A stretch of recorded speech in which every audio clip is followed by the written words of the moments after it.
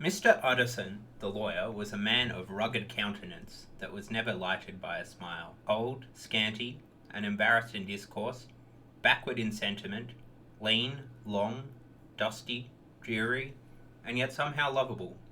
At friendly meetings, and when the wine was to his taste, something eminently human beaconed from his eye, something indeed which never found its way into his talk, but which spoke not only in these silent symbols of the after-dinner face, but more often and loudly in the acts of his life.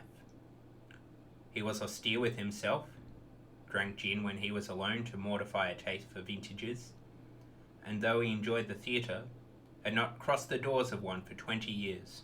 But he had an approved tolerance of others, sometimes wondering almost with envy at the high pressure of spirits involved with their misdeeds. "I incline to Cain's heresy," he used to say quaintly. "I let my brother go to the devil in his own way." In this character, it was frequently to his fortune to be the last reputable acquaintance and the last good influence in the lives of down-going men. And to such as these, so long as they came about his chambers, he never marked a shade of change in his demeanour. No doubt the feat was easy to Mr. Utterson, for he was undemonstrative at best, and even his friendship seemed to be founded in a similar catholicity of good nature.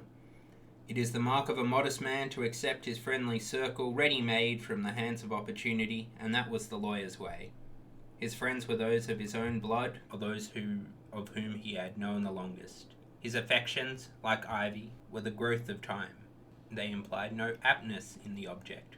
Hence, no doubt, the bond that united him to Mr. Richard Enfield, his distant kinsman, the well-known man about town. It was a nut to crack for many. What these two could see in each other, or what subject they could find in common. It was reported by those who encountered them in their Sunday walks that they said nothing, looked singularly dull, and would hail with obvious relief the appearance of a friend.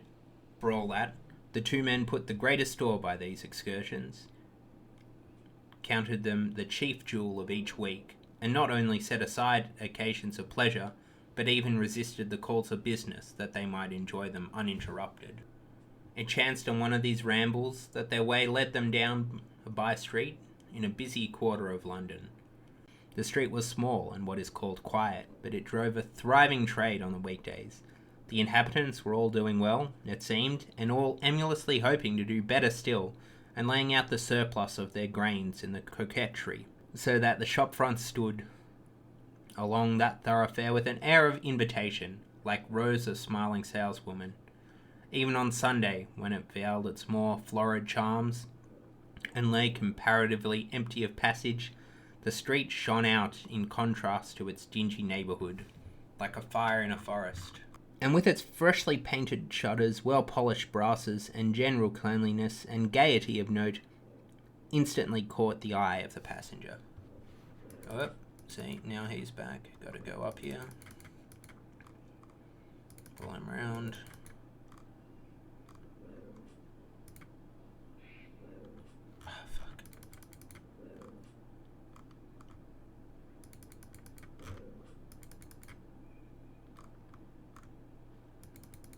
Pull him up. Pull him up. Pull him around. Then you see, I'll go for the one at the back first, because if he dies, he just spawns up here, so I won't need to move again. 2 doors down from one corner, on the left hand going east of the line, was broken by the entry of a court, and just at that point, a certain sinister block of building thrust forward its gable onto the street. It was 2 stories high, showed no window, nothing but a door on the lower story, and a blind forehead of discouraged wall on the upper. Maybe I should have found something better than the Goraks, but the thing is, I also want Dragonstones. Originally, I was going to do it to get the left half of shield. Well, I really do want Dragonstones, because now I've got my construction level up, though it's being drained by the Goraks. That's another fun little quirk of these fuckers, is that they drain random stats. Anyway, I've got the construction level to build the final upgrade for the jewelry box, and it's not actually as much of a big deal as getting the fancy jewelry box, because I already have the glory in the player-owned house, so it'll just mean that I don't need to have the dedicated quest hall for the glory,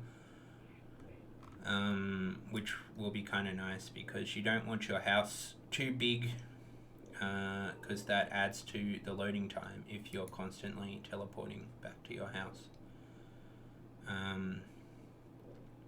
And I did the same goddamn thing again, where I didn't look at the build. I thought it would be 5 glories, 5 rings of wealth, because it was 5 combat bracelets, 5 skills necklaces. But it's actually 8, which is a unexpected twist. Or you're back. So I need 16. Well, technically 15. Well, really technically 14, because I could use this glory. I haven't tested it yet, but my understanding is that you get your glory back when you take down the mounted glory. So you destroy all of the other fixtures. You don't get your planks of wood back, but you get your glory back. So I can reclaim that. And you can see I've got... Oh, this thing is filled to the brim. I don't need all of it. I could drop quite a few of these things, but I'm not too short of space. I've got, the 8 rings of wealth and 2 dragonstones, 3.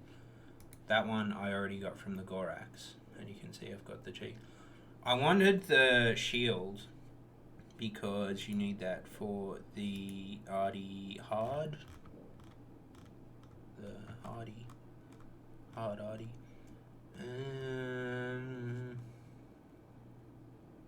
Smith a dragon square shield in West Arden. Yeah, see. And you can only buy half of the shield from the Legends Guild, and you need to get the other half as a drop. And these things, they have a lot of quirks. One quirk is that they hit through prayer. Another one is that they hit through, that they drain random stats. A third quirk is that they have a really high chance of hitting the red drop table, especially when you're wearing one of these. Oh fuck, I could have made fewer rings of wealth. It's alright, I don't mind wearing one. Just thought of that. I could have used the ring of wealth I'm wearing to get an extra. I mean, there are better ways to get dragonstones, especially if I do go back to Temperos. There was heaps in there, which I might even do that. I still haven't decided. But I came here because I wanted to get this. And I'm like, oh, well, if I go for the left shield half, I'll build up a whole bunch of... I'll just get a bunch of keys, of crystal keys, just going for the dragon square shield. So, you know, it's more just get them passively. Then I got the bloody shield straight away.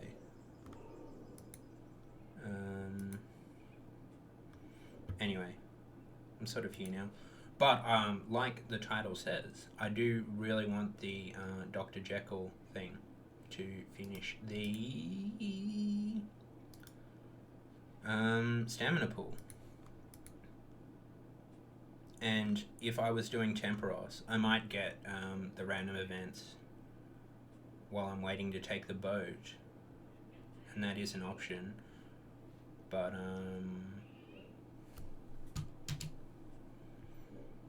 I can't actually get them while I'm playing the minigame. And also, Temperos, you want as many inventory spaces as possible.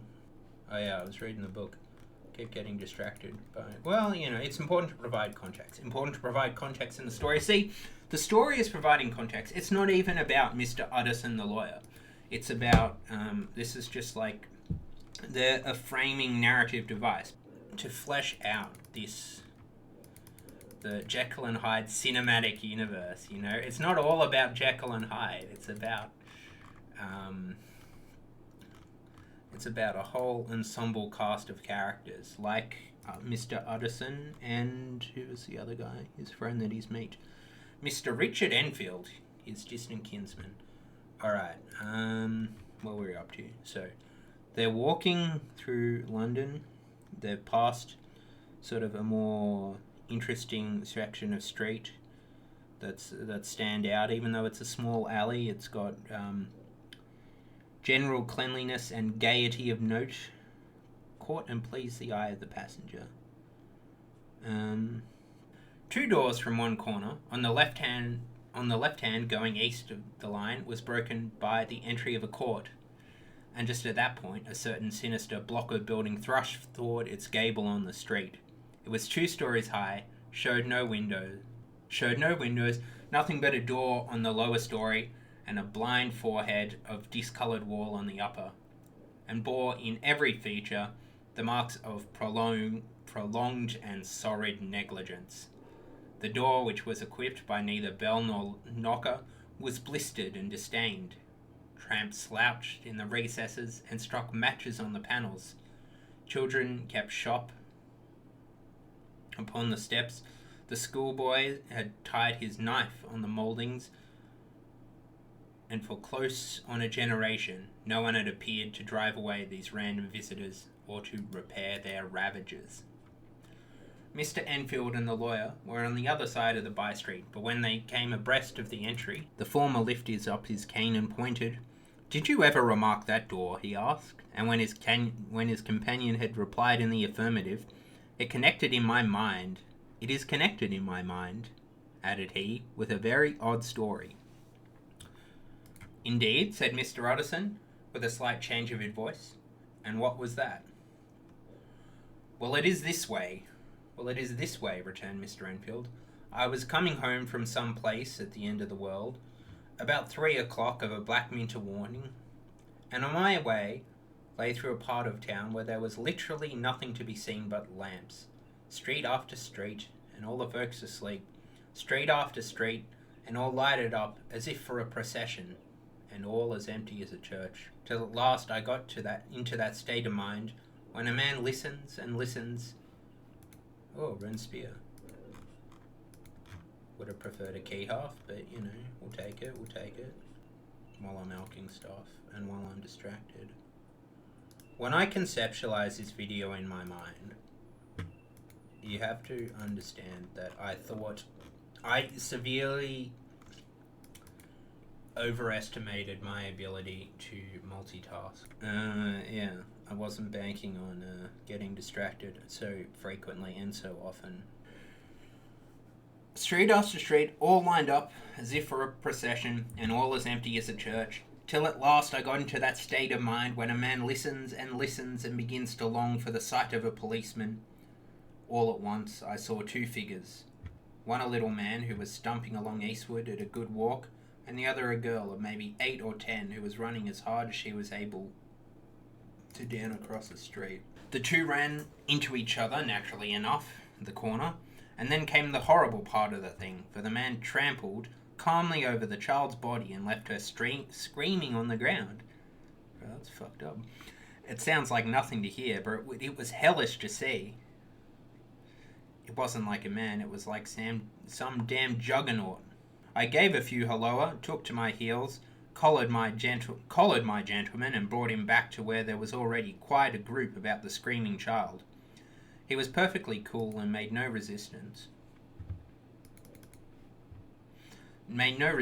but he gave me one look so ugly it brought about the sweat on me like running. The people who had turned out were the girl's own family, and pretty soon the doctor, for whom she had been sent, put in his appearance. While the child was not much the worse, more frightened according to the sawbones, and there you might have supposed would be the end to it, but there was one curious circumstance. I had taken a loathing to my gentleman at first sight, so had the child's family, which was only natural. Yeah, fucking steamroller. So had the child's family, which was only natural, but the doctor's case was what struck me. He was the usual cut and dry apothecary, of no particular age, colour, and with a strong Edinburgh accent, about as emotional as a bagpipe. Well, sir, he was like the rest of us. Every time he looked at my prisoner, I saw that Sawbones turn sick and white with desire to kill him. I knew what was in his mind, just as he knew what was in mine. And killing being out of the question, we did the next best. We told the man we could and would make such a scandal out of this as should make his name stink from one end of London to the other. If he had any friends or any credit, we undertook that he should lose them. And all the time, as we were pitching it in red hot, we were keeping the woman off him as best we could, for they are as wild as harpies. I never saw a circle of such hateful faces, and there was the man in the middle, with a kind of black sneering coolness. Frightened too, I could see that, but carrying it off, sir, really like Satan. If you choose to make capital out of this accident, said he, I am naturally helpless. No gentleman but wishes to avoid a scene, said he. Name your figure. Well, we screwed him up to £100 for the child's family. He would have clearly liked to stick it out, but there was something about the lot of us that meant mischief, and at last he struck. The next thing was to get the money. And where do you think he carried us but to that place with the door? Whipped out a key, went in, and presently came back with a matter of £10 in gold and a cheque for the balance, on the courts drawn, payable to bearer, and signed with a name that I can't mention, though it's one of the points of my story, but it was a name, at least very well known, and often printed. The figure was stiff, but the signature was good for more than that if it was only genuine. I took the liberty of pointing out to my gentleman that the whole business looked apocryphal, and that a man does not, in real life, walk into a cellar door at 4 in the morning and come out with another man's cheque for close to £100. But he was quite easy and sneering. Set your mind at rest, he said. I will stay with you till the bank's open and cash the cheque myself. So we all set off, the doctor, the child's father, our friend and myself, and passed the rest of the night in my chambers. And the next day, when we had breakfasted, went into the body of a bank. I gave the cheque myself, and I said I had every reason to believe it was a forgery. Not a bit of it. The cheque was genuine. Tut tut, said Mr. Ruddison. I feel as you do, said Mr. Enfield. Yes, it is a bad story. For my man was a fellow that nobody could have to do with. A really damnable man, and a person that drew the cheque is of the very pink of prophecies. Celebrated too, and what makes it worse, one of your fellows who do what they call good. Blackmail, I suppose, an honest man playing through the nose for some capers of his youth. Blackmail House is what I call the place now, with the door, in consequence. Though even that, you know, is far from explaining it all, he added, and with the words fell into a vein of musing. From this, he was recalled by Mr. Ruddison asking rather suddenly, And you don't know if the drawer of the cheque lives there? A likely place, isn't it? Returned Mr. Enfield. But I happen to have noticed his address. He lives in some square or another. And you never asked about it? The place with the door? No, sir, I had a delicacy, was the reply. I feel very strongly about putting questions. It partakes too much of the style of the Day of Judgment. You start a question, and it's like starting a stone. You sit quietly on the top of the hill, and away the stone goes, starting others, and presently some bland old bird, the last you would have ever thought of, is knocked on the head, in his own back garden, and the family have to change their name. No, sir, I make a rule of mine. The more it looks like Queer Street, the less I ask. Yeah, I know a Queer Street too, although that's a very good rule, said the lawyer. But I have studied the place for myself, continued Mr. Enfield. It seems scarcely a house. There is no door, and nobody goes in of that one. But once in a great while, the gentleman of my adventure. There are 3 windows, looking on the court of the first floor, none below. The windows are always shut, but they're clean. And there is a chimney, which is generally smoking, so somebody must live there. And yet it's not so sure, for the buildings are so packed together about the court that it's hard to say where one ends and another begins. The pair walked on again for a while, and then, Enfield, said Mr. Ruddison, that's a good rule of yours. Yes, I think that it is, returned Mr. Enfield. But for all that, continued the lawyer, there is one point I want to ask. I want to ask the name of that man who walked over the child. Well, said Mr. Enfield, I can't see what harm it would do. It was a man the name of Hyde. Ooh. Which I could see a man by the name of Hyde. Well, actually, more specifically Jekyll. Because they took Hyde out of the game because they decided it was too mean to have someone attack you. So now you only see Mr. Jekyll. Wouldn't that be a fucking novel? If they just took out Hyde from Jekyll and Hyde. Said Mr. Utterson. What sort of man is he to see? He is not so easy to describe. There is something wrong with his appearance, something displeasing, something downright detestable. I never saw a man I so disliked, and yet I scarce know why. He must be deformed somewhere. He gives a strong feeling of deformity, although I couldn't specify a point. He's an extraordinary-looking man, and yet I really can name nothing out of the way. No, sir, I can make no hand of it. I can't describe him, and it's not for want of memory, for I declare I can see him this moment. Mr. Utterson walked some way in silence, obviously under a weight of consideration. You are sure he used a key? He inquired at last. My dear sir, began Mr. Enfield, surprised out of himself. Yes, I know, said Mr. Utterson. It must seem strange. The fact is, I do not ask you the name of the other party, because I know it already. You see, Richard, your tale has gone home. If you have been inexact in any point, you had better correct it. I think you might have warned me, returned the other with a touch of sullenness, but I have been pedantically exact, as you call it. The fellow has a key, and what's more, he has it still. I saw him use it not a week ago. Mr. Utterson sighed deeply. Here's another lesson to say nothing, he said. I am ashamed of my long tongue. Let us make a bargain never to refer to this again.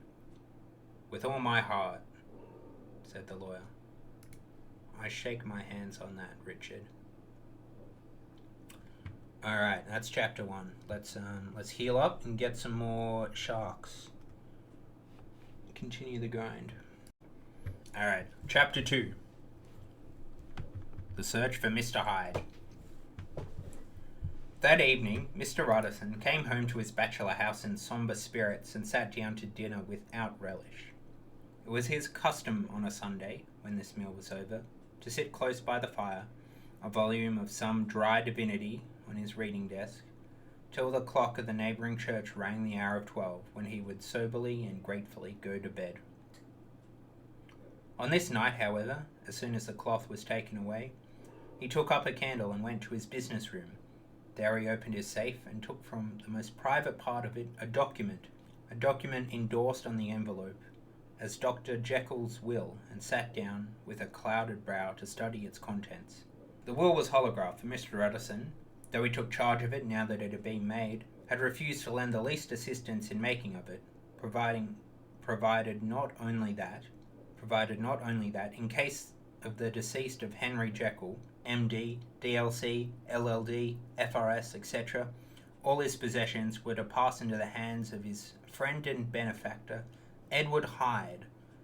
But in the case of Dr. Jekyll's disappearance or unexplained absence for more than a period exceeding 3 calendar months, then Edward Hyde should step into the said Henry Jekyll's shoes without further delay, and free from any burthen or obligation beyond the payment of a few small sums to the members of the doctor's household. It offended him, both as a lawyer and a lover of the sane and customary size of life, to whom the fanciful was immodest.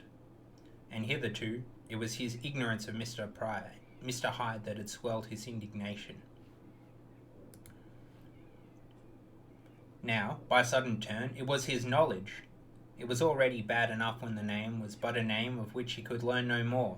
It was worse when it began to be clothed upon with detestable attributes, and out of the shifting, insubstantial mist that had so long baffled his eye, there leaped up the sudden, definite pretensement of a fiend. I thought it was madness, said he, as he replaced the obnoxious paper in the safe, and now I begin to fear it is disgrace. With that, he blew out his candle, put on a greatcoat, and set forth in a direction of Cavendish Square, that citadel of medicine, where his friend, the great Dr. Lanyon, had his house and received his crowding patients. If anyone knows him, it will be Lanyon, he had thought. The solemn butler knew and welcomed him. He was subject to no stage of delay, but ushered direct from the door to the dining room, where Dr. Lanyon sat alone over his wine. This was a hearty, healthy, dapper, red-faced gentleman, with a shock of hair prematurely white, and a boisterous and decided manner. At the sight of Mr. Utterson, he sprang up from his chair and welcomed him with both hands.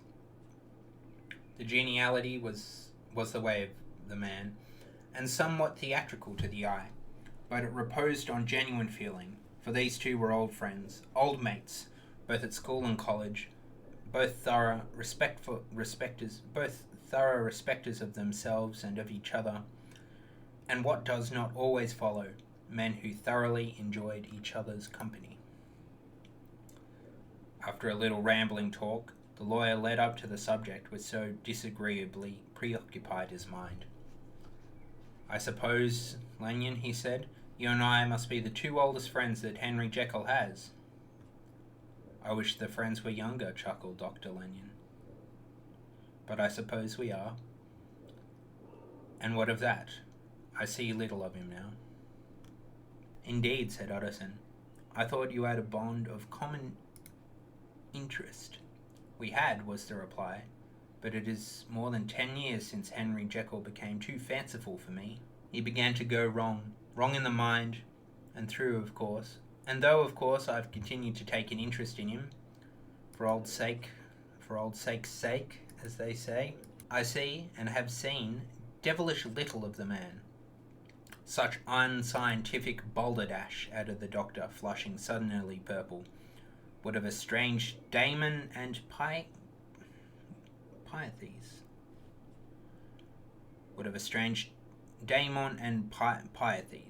This little spirit of temper was somewhat of a relief to Mr. Utterson.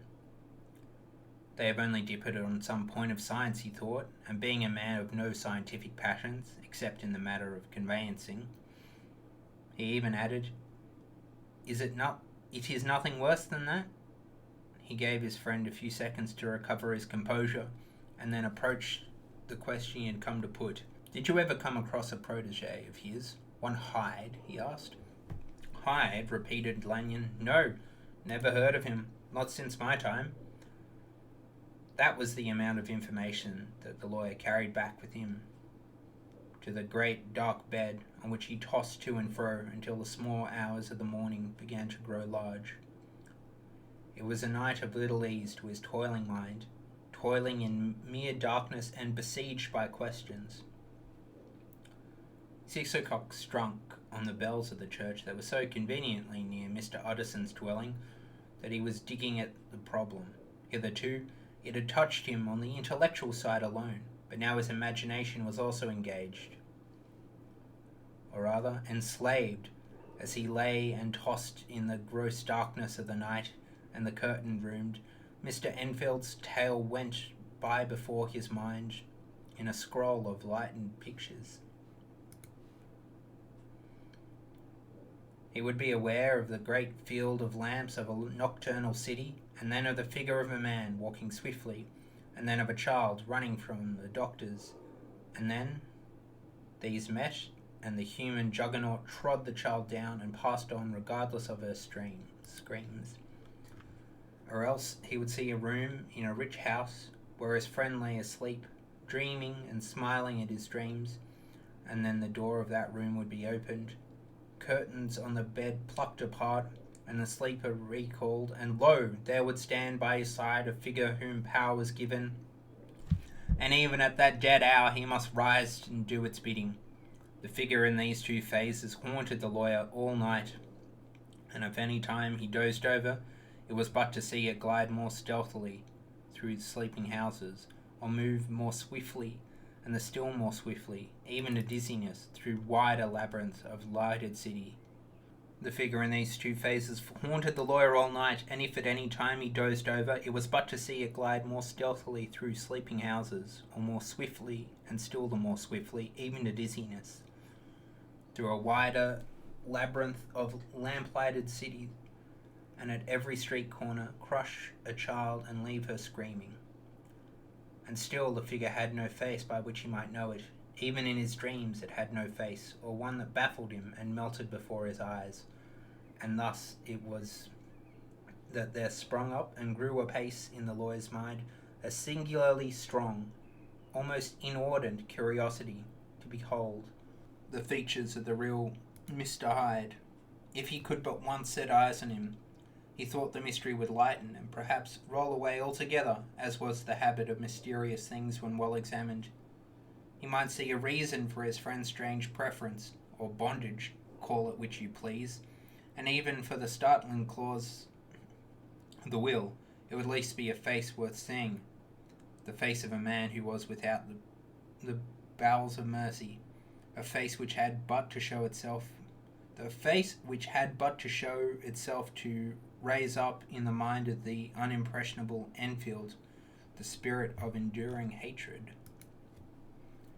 From that time forward, Mr. Utterson began to haunt the door in the by-street of the shops. In the morning before office hours, at noon when business was plenty and time scarce, at night under the face of the fogged city moon.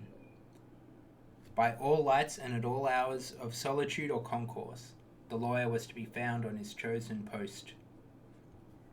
If he be Mr. Hyde, he had thought, I shall be Mr. Seek. Or now that's some good comedy. If he be Mr. Hyde, he had thought, I shall be Mr. Seek. And at last his patience was rewarded. It was a fine day. It was a fine dry night, frost in the air, and the streets as clean as a ballroom floor, the lamps unshaken by any winds, drawing a regular pattern of light and shadow. By 10 o'clock, when the shops were closed and the by-street was very solitary, and in spite of the low growl of London from all around, very silent. The small sounds carried far, domestic sounds of the houses were clearly audible on either side of the roadway, and the rumour of the approach of any passenger preceded him by a long time. Mr. Utterson had been some minutes at this post, when he was aware of an odd light footstep drawing near. In the course of his nightly patrols, he had long grown accustomed to the quaint effect with which the footfalls of a single person, while he is still yet a great way off, suddenly spring out distinct from the vast hum and clatter of the city. Yet his attention had never before been so sharply and decisively arrested. It was with a strong, superstitious prevision of success that he withdrew into the entry of the forecourt. The steps drew swiftly nearer and swelled out suddenly louder as they turned the end of the street. Another fucking shield half. My god. But they're both left halves. I reckon you could still make something. I mean, it won't be as symmetrical, but you forge it together. You could have sort of... The lawyer, looking forth from the entry, could soon see the manner of the man he had to deal with. He was small and very plainly dressed, and the look of him, even at that distance, went somehow strongly against the watcher's inclination. He made straight for the door, crossing the roadway to save time, and as he came, he drew from his pocket, like the one approaching, he drew a key from... Fucking hell, can't read. He made crossing the roadway to save time, and as he came, he drew a key from his pocket like one approaching home. Mr. Utterson stepped out and touched him on the shoulder as he passed. Mr. Hyde, I think.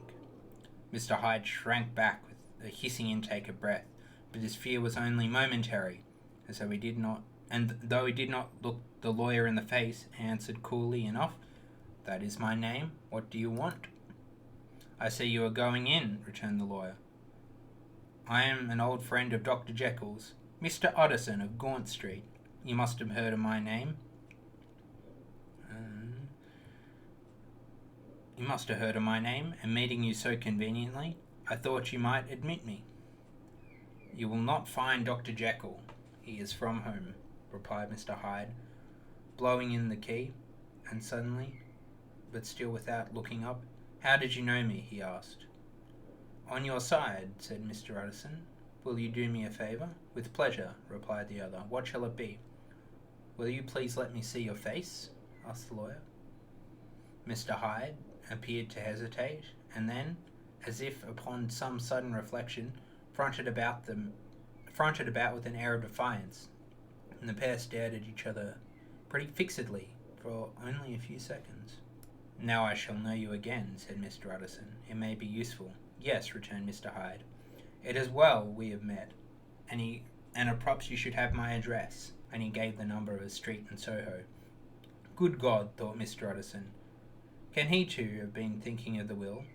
"How did you know me?" "By description," was the reply. "Whose description?" "We have common friends," said Mr. Utterson. "Common friends," echoed Mr. Hyde a little hoarsely. "Who are they?" "Jekyll, for instance," said the lawyer. "He never told you?" cried Mr. Hyde with a flush of anger. "I did not think you would have lied."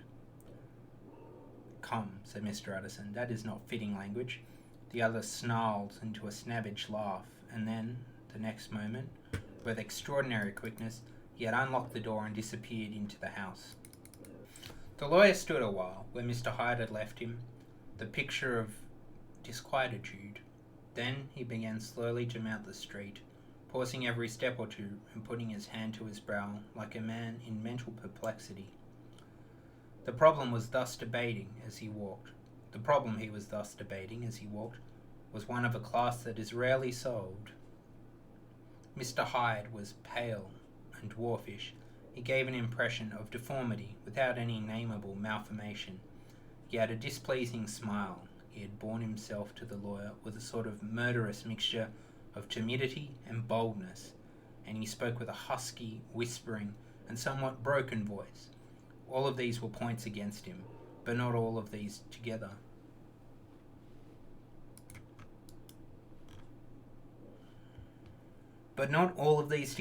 Could explain the hitherto unknown disgust, loathing, and fear with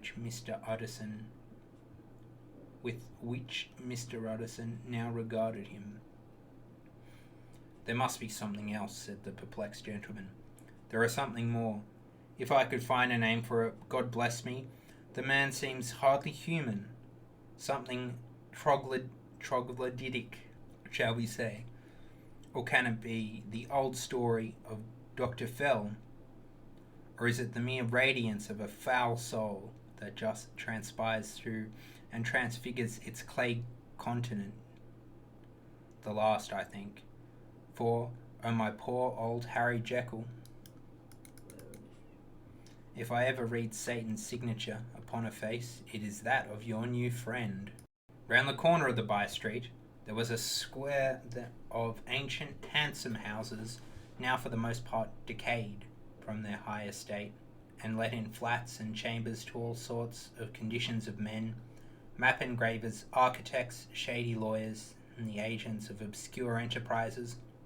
One house, however, second from the corner, was still occupied entire, and at the door of this, which wore a great air of wealth and comfort, though it was now plunged into darkness except for the fanlight, Mr. Utterson stopped and knocked.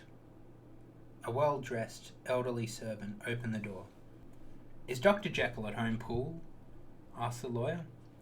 "I will see, Mr. Utterson," said Poole, admitting a visitor as he spoke into a large, low-roofed, comfortable hall, paved with flags, warmed, after the fashion of a country house, by a bright, open fire, and furnished with costly cabinets of oak. "Will you wait here by the fire, sir, or shall I give you a light in the dining-room?" "Here, thank you," said the lawyer, and he drew near and leaned on the tall fender, and Utterson himself was wont to speak of it as the pleasantest room in London. But tonight there was a shudder in his blood. The face of Hyde sat heavy on his memory. He felt, what was rare with him, a nausea and distaste of life, and in the gloom of his spirits he seemed to read a menace in the flickering firelight of the polished cabinets, and the uneasy staring of the shadow on the roof. He was ashamed of his relief, when Poole presently returned to announce Dr. Jekyll was gone out. "I saw Mr. Hyde go in by the old disconnecting room, Poole," he said. "Is that right?" "When Dr. Jekyll is from home?" "Quite right," said Mr. Utterson, sir," replied the servant. "Mr. Hyde has a key." "Your master seems to repose a great deal of trust in that young man, Poole," resumed the other musingly. "Yes, sir, he does indeed," said Poole. "We all have orders to obey him." "I do not think I've ever met Mr. Hyde," asked Utterson. "Oh dear no, sir, he never dines here," replied the butler. "Indeed, we see very little of him on this side of the house. He mostly comes and goes by the laboratory." "Well, good night, Poole." "Good night, Mr. Utterson." And the lawyer set out homeward with a heavy heart. Poor Harry Jekyll, he thought. My mind misgives me he is in deep waters. He was wild when he was young, a long time ago, to be sure, but in the law of God there is no statute of limitations. It must be that, the ghost of some old sin, the cancer of some concealed disgrace, punishment coming, years after memory has forgotten, and self-love condone the past fault. And the lawyer, scared by the thought, brooded a while on his own past, groping in all the corners of his memory, lest by some chance jack-in-the-box of an old inequity should leap to light there. His past was fairly blameless. Few men could read the rolls of their life with less apprehension, yet he was humbled to the dust by the many ill things he had done, and raised up again into a sober and fearful gratitude by the many he had come so near to doing, yet avoided. And then, by return on his former subject, he conceived a spark of hope. This Master Hyde, if he were studied, thought he, must have secrets of his own, black secrets by the look of him, secrets compared to which poor Jekyll's worst would be like sunshine. Things cannot continue as they are. It turns me to cold, thinking of this creature stealing like a thief into Harry's bedside.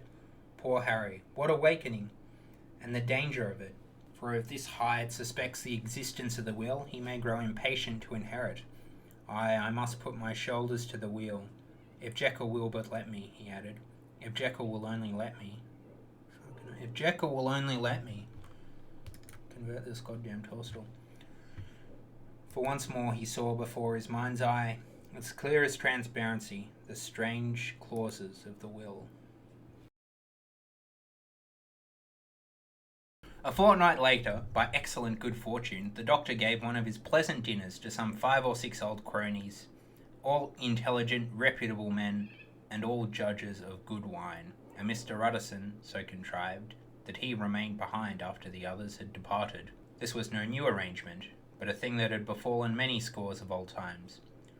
Where Mr. Utterson was liked, he was liked well. Hosts loved to detain the dry lawyer, when the light-hearted and loose-tongued had already their foot on the threshold. They liked to sit a while in his unobtrusive company, practicing for solitude, sobering their minds in the man's rich silence after the expense and strain of gaiety. To this rule, Dr. Jekyll was no exception, as he now sat on the opposite side of the fire, a large, well-made, smooth-faced man of 50, with something of a stylish cast perhaps, but every mark of his capacity and kindness. You could see by his looks that he cherished for Mr. Utterson a sincere and warm affection. God, why are there so many fucking nature challengements? "I've been wanting to speak to you, Jekyll," began the latter. "Oh, you wanted to speak to you, Yeah, wanted to speak to you, Jekyll," said Ultimate Iron Man, Eat Paimon. You know that will of yours." A close observer might have gathered that the topic was distasteful, but the doctor carried it off gaily. "My poor Utterson," said he, "you were unfortunate in such a client. I never saw a man so distressed as you were by my will, unless it were that hide-bound pedant Lanyon at what he called my scientific heresies." "Oh, I know he's a good fellow. You needn't frown, an excellent fellow, and I always mean to see more of him. But a hide-bound pedant for all that. An ignorant, blatant pedant. I was never disappointed in any man than Lanyon. You know I never approved of it, pursued Utterson, ruthlessly disregarding the fresh topic. My will? Yes, certainly, I know that, said the doctor, a trifle sharply. You have told me so. Well, I tell you so again, continued the lawyer. I've been learning something of young Hyde. The large, handsome face of Dr. Jekyll grew pale to the very lips. There came a blackness around his eyes. I do not care to hear more, said he. This is a matter I thought we had agreed to drop. What I heard was abominable, said Utterson. It can make no change. You do not understand my position, returned the doctor, with a certain incoherency of manner. I am painfully situated, Utterson, in my position.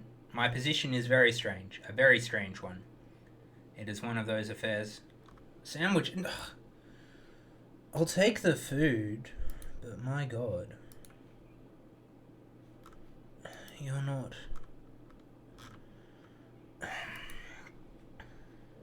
Oh, add a sandwich lady to the tally. I am painfully situated, Utterson. My position is very strange, a very strange one. It is one of those affairs that cannot be mended by talking. Jekyll, said Utterson, you know me. I am a man to be trusted. Make a clean breast of this in confidence, and I make no doubt I can get you out of it. My good Utterson, said the doctor, this is very good of you. This is downright good of you, and I cannot find the words to thank you. I believe you fully. I would trust you before any man alive, aye, before myself, if I could make the choice, but indeed it isn't what you fancy. Oh, I believe you fully. I would trust you before any man alive, aye, before myself, if I could make the choice, but indeed it isn't what you fancy. It is not as bad as that, and just to put your good heart at rest, I will tell you one thing. The moment I choose, I can be rid of Mr. Hyde. I give you my hand upon that, and thank you again and again. And I will just add one little word. Utterson, I'm sure you'll take good part in this. This is a private matter, and I beg of you to let it sleep. Mr. Utterson reflected a little, looking at the fire. I have no doubt you are perfectly right, said he at last, getting to his feet. Well, but since we have touched upon this business, and for the last time, I hope, continued the doctor, there is one point I should like you to understand. I've a very great interest in poor Hyde. I know you have seen him. He told me so, and I fear he was rude, but I do sincerely take a very great interest in that young man, and if I am taken away, Utterson, I wish you to promise me that you will bear with him and get his rights for him. I think you would if you knew all, and it would be a weight off my mind if you would promise. I can't pretend I shall ever like him, said the lawyer. I don't ask that, pleaded Jekyll, laying his hand upon the other's arm. I only ask for justice. I only ask for you to help him for my sake when I am no longer here. Utterson heaved an irrepressible sigh. Well, said he, I promise. Well, that's a short chapter. All right. Next one. The car room murder case. Ooh. Nearly a year later, in the month of October 18, London was startled by a crime of singular ferocity, and rendered all the more notable by the high position of the victim. The details were few and startling. A maidservant, living alone in a house not far from the river, had gone upstairs to bed about 11. Although the fog rolled over the city in the small hours, early part of the night was cloudless, and the lane, which the maid's window overlooked, was brilliantly lit by the full moon. It seemed she was romantically given, for she sat down upon her box, which stood immediately under the window, and fell into a dream of musing. Never, she used to say, with streaming tears, when she narrated the experience, never had she felt more at peace with all men, or thought more kindly of the world. And, as she so sat, she became aware of an aged, beautifully gentleman with white hair drawing nearer along the lane, and advancing to meet him another and very small gentleman, to whom at first she paid less attention. When they had come within speech, which was just under the maid's eyes, The older man bowed and the older man bowed and accosted the other with a very pretty manner of politeness. Did not seem as if the subject of his address were of great importance. Oh, hard clue scroll. Let's see. Can I do the search the cards in the Norman? Alright, I'm about to show you. I might cut all this bit out, it's not all that interesting. Oh, well, first time. It's a good demonstration of the power of the... See? You see, I'm already at the Dwarven Mine.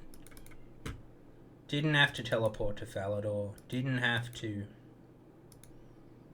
Well, that's pretty much the only way.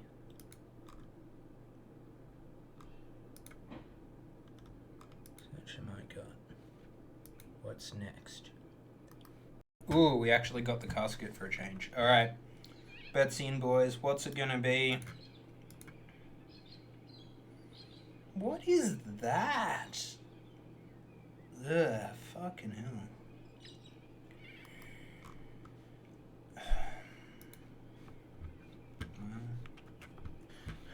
Alright. Okay, so this maid is recounting this murder she saw in the streets of London. When they had come within speech, which was just under the maid's eyes, the older man bowed and accosted the other with a very pretty manner of politeness. It did not seem as if the subject of his address were of great importance. Indeed, from his pointing, it sometimes appears as if he were only inquiring his way. But the moon shone on his face as he spoke, and the girl was pleased to watch it.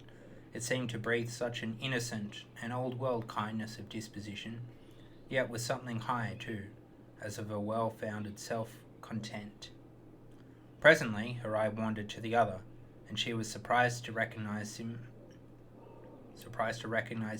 him a certain Mr. Hyde, who had once visited her master, and for whom she had conceived a dislike. He had in his hand a heavy cane with which he was trifling, but he answered never a word and seemed to listen with an ill-contained impatience. And then, all of a sudden, he broke out in a great flame of anger, stamping with his foot, brandishing the cane and carrying on, as the maid described it, like a madman. The old gentleman took a step back with the air of one very much surprised and a trifle hurt, and at that Mr. Hyde broke out of all bounds and clubbed him to the earth. And at the next moment, with ape-like fury, he was trampling his victim underfoot and hailing down a storm of blows, under which the bones were audibly shattered, and the body jumped upon the roadway. At the horror of these sights and sounds, the maid fainted. It was 2 o'clock when she came to herself and called for the police. The murderer was long gone, but there lay his victim in the middle of the lane, incredibly mangled. The stick with which the deed had been done, although it was of some rare and very tough and heavy wood, had broken in the middle under the stress of this incessant cruelty, and one splintered half had rolled up here.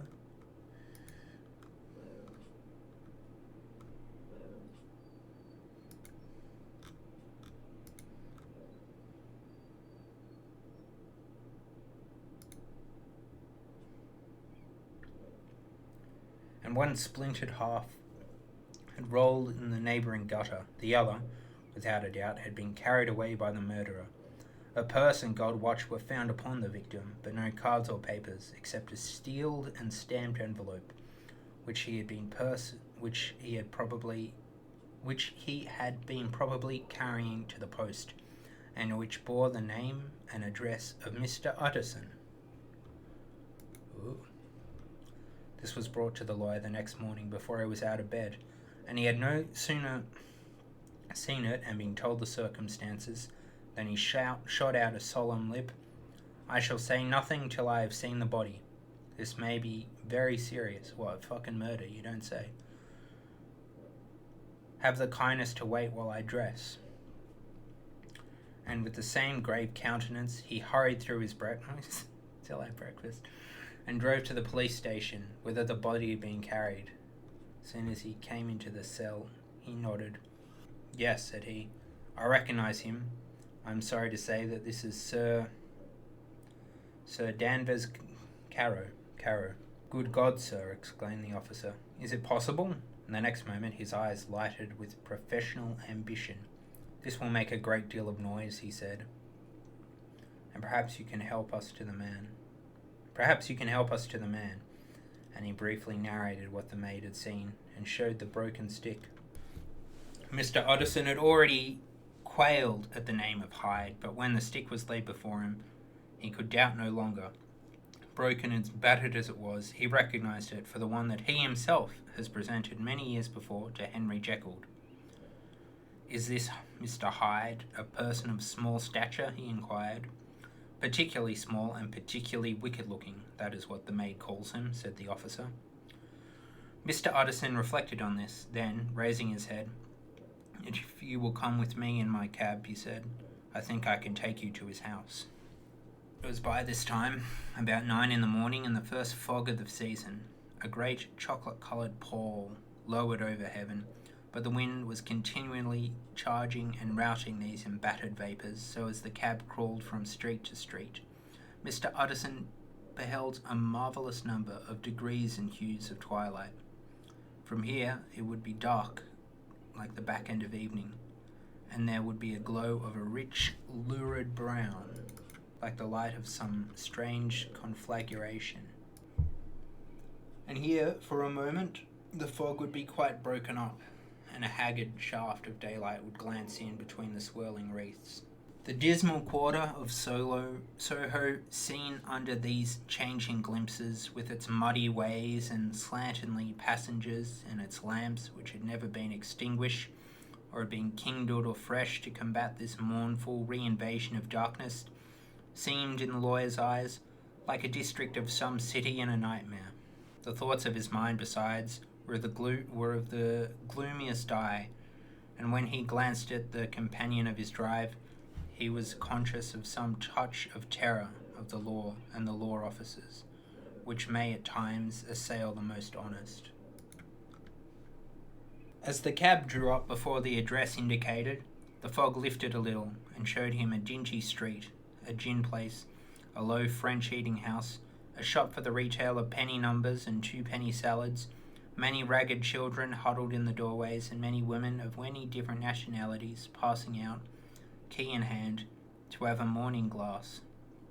And the next moment the fog settled down again upon that part, as brown as umber, and cut him off from his blackguardly surroundings. This was the home of Henry Jekyll's favourite, of a man who was heir to £250,000 sterling. An ivory-faced, silvery-haired old woman opened the door. She had an evil face, smoothed by hypocrisy, but her manners were excellent. "Yes," she said, this was Mr. Hyde's house, but he was not at home. He had been in that night, very late, but he had gone away again in less than an hour.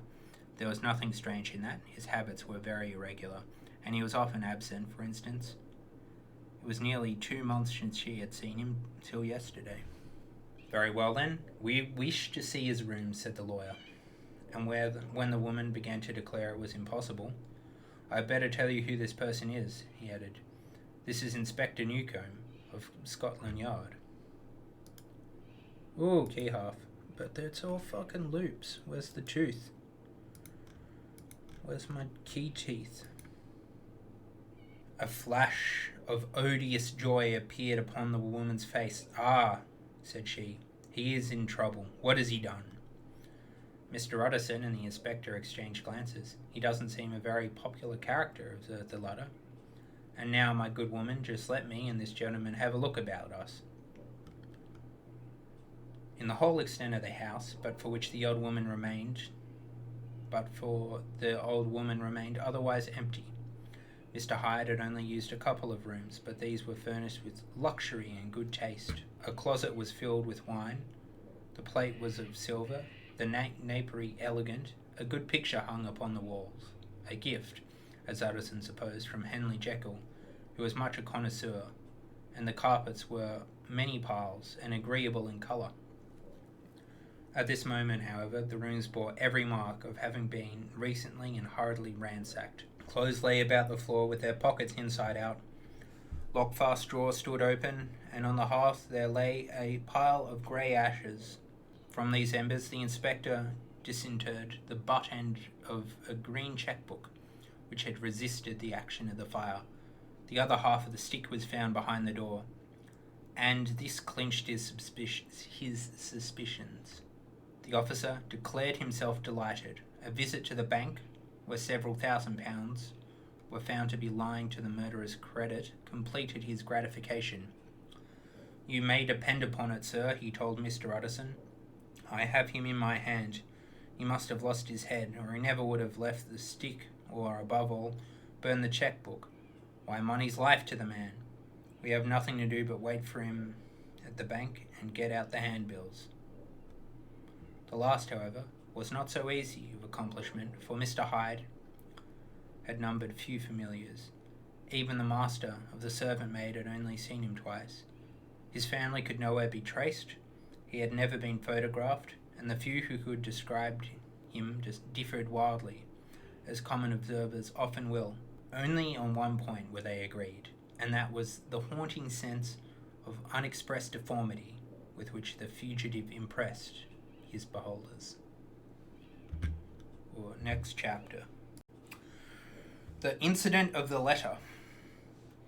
It was late in the afternoon when Mr. Utterson found his way to Dr. Jekyll's door, where he was at once admitted by Poole and carried down by the kitchen officers and across the yard, which had once been a garden, to the building, which was indifferently known as the laboratory or dissecting rooms.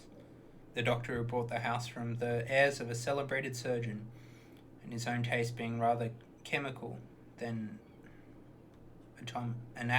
anatomical, had changed the design of the block at the bottom of the garden. It was the first time that the lawyer had been received in that part of his friend's quarters, and he eyed the dingy, windowless structure with curiosity. And gazed round with a distasteful sense of strangeness as he crossed the theatre, once crowded with eager students, now lying gaunt and silent, with tables laden with chemical apparatus, the floor strewn with crates and littered with packing straw, and the light falling dimly through the foggy cupola. At the further end, a flight of stairs mounted to a door covered with a red baize, and through this Mr. Utterson was at last received into the doctor's cabinet. It was a large room, fitted round with glass presses, furnished, among other things, with a cheval glass and business table, and looking out upon the court by 3 dusty windows barred with iron. The fire burned in the grate. A lamp was lighted on the chimney shelf, for even in the houses the fog began to lie thickly, and there, close up to the warmth, sat Dr. Jekyll, looking deathly sick. He did not rise to meet his visitor, but held out a cold hand and bade him welcome in a changed voice. "And now," said Mr. Utterson, as soon as Paul had left them, "you have heard the news?" "They were crying it in the square," he said. "I heard them in my dining room." "One word," said the lawyer. "Carey was my client, but so are you, and I want to know what I am doing. You have not been mad enough to hide this fellow?" "Utterson, I swear to God." Why are they all loop halves? They do drop both. I know they drop both because I got the Dragonstone. You could say I'm stuck in a loop.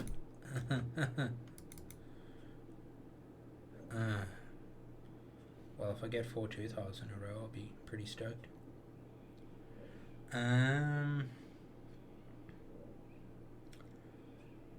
"Utterson, I swear to God," cried the doctor, "I will never set eyes on him again. I bind my honour to you that I am done with him in this world. It is all at an end. Indeed, he does not want my help. You do not know him as I do. He is safe, he is quite safe, mark my words. He will never more be heard of." The lawyer listened gloomily. He did not like his friend's feverish manner. "You seem pretty sure of him," said he, "and for your sake I hope you may be right. If it came to a trial, your name might appear." "I am quite sure of him," replied Jekyll. "I have grounds for certainty that I cannot share with anyone, but there is one thing on which you may advise me. I have received a letter, and I am at a loss whether I should show it to the police. I should like to leave it in your hands, Utterson. You would judge wisely, I am sure. I have so great a trust in you. You fear, I suppose, that it might lead to his detection, asked the lawyer. No, said the other. I cannot say I care what becomes of Hyde. I am quite done with him. I was seeking my own character, which this hateful business has rather exposed. Utterson ruminated a while. He was surprised at his friend's selfishness, and yet relieved by it. Well, said he, at last, let me see the letter. The letter was written in an odd, upright hand, signed Edward Hyde, and it was signified, briefly enough, that the writer's benefactor, Dr Jekyll, with whom he had so long unworthily repaid for 1,000 generosities, need labour under no alarm for his safety, and he had means of escape on which he placed a sure dependence. The lawyer liked this letter well enough. It put a better colour on the intimacy than he had looked for, and he blamed himself for some of his past suspicions. Have you the envelope? He asked. I burned it, replied Jekyll, before I thought it was about, but it bore no postmark. The note was handed in. Shall I keep this and sleep upon it? Asked Utterson. I wish you to judge for me entirely, was the reply. I have lost confidence in myself. Well, I shall consider, returned the lawyer. And now, one more word. It was Hyde who dictated the terms in your will about that disappearance. The doctor seized with a qualm of faintness. He shut his mouth tight and nodded. I knew it, said Utterson. He meant to murder you. You had a fine escape. I have had what is far more to the purpose, returned the doctor solemnly. I have had a lesson. O God, Utterson, what a lesson I have had. And he covered his face for a moment with his hands. On his way out, the lawyer stopped and had a word or two with Poole. By the by, said he, there was a letter handed in today. What was the messenger like? But Poole was positive nothing had come except by post, and only circulars by that, he added. This news sent off the visitor with his fears renewed. Plainly, the letter had come by the laboratory door. Possibly, indeed, it had been written in the cabinet, and if that were so, it must be differently judged and handled with all the more caution. The newsboys, as he went, crying themselves hoarse along the footways, special edition, the shocking murder of an MP. That was the funeral oration of one friend and client. He could not help a certain apprehension lest the good name of another should be sucked down in the eddy of the scandal. It was at least a ticklish decision that he had to make, and self-reliant as he was by habit, he began to cherish a longing for advice. It was not to be had directly, but perhaps, he thought, it might be wished for. Presently after, he sat on one side of his own hearth, with Mr. Guest, his head clerk, upon the other, and midway between, a nicely calculated distance from the fire, a bottle of particular old wine that had long dwelt unsunned in the foundations of his house. The fog still slept on the wing above the drowned city, where the lamps glimmered like carbuncles, and through the muffle and smother of these fallen clouds, the procession of the town's life was rolling away through the great arteries with a sound as of a mighty wind. But the room was gay with firelight. In the bottle, the acids were long ago resolved, and the imperial dye had softened with time, as the colour goes richer in stained windows, and the glow of hot autumn afternoons on the hillside vineyards was ready to be set free and disperse the fogs of London. Insensibly, the lawyer melted. There was no man from whom he kept fewer secrets than Mr. Guest, and he was not always sure he kept as many as he meant. Guest had often been on business to the doctor's. He knew Poole, and could scarce have failed to hear of Mr. Hyde's familiarity about the house. He might draw conclusions. Was it not as well, then, that he should see the letter which put that mystery right? And above all, since Guest, being a great student and critic of handwriting, would consider the step natural and obliging. The clerk, besides, was a man of counsel. He could scarce read so strange a document without dropping remarks, and by that remark Mr. Utterson might shape his future course. "This is a sad business about Sir Danvers," he said. "Yes, indeed, sir.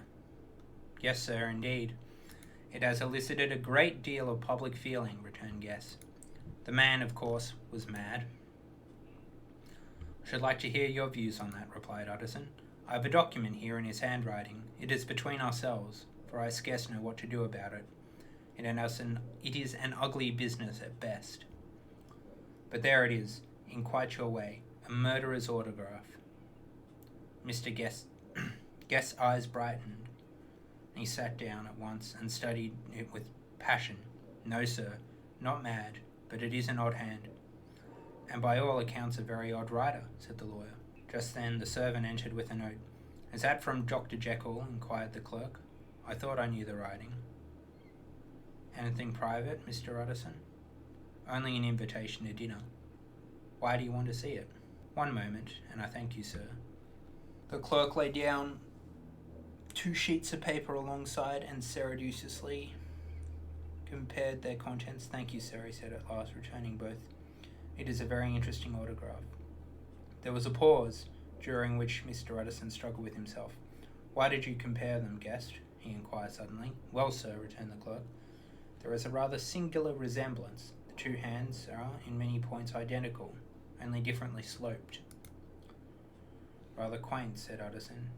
"It is, as you say, rather quaint," returned Guest. "I wouldn't speak of this note, you know," said the master. "No, sir," said the clerk.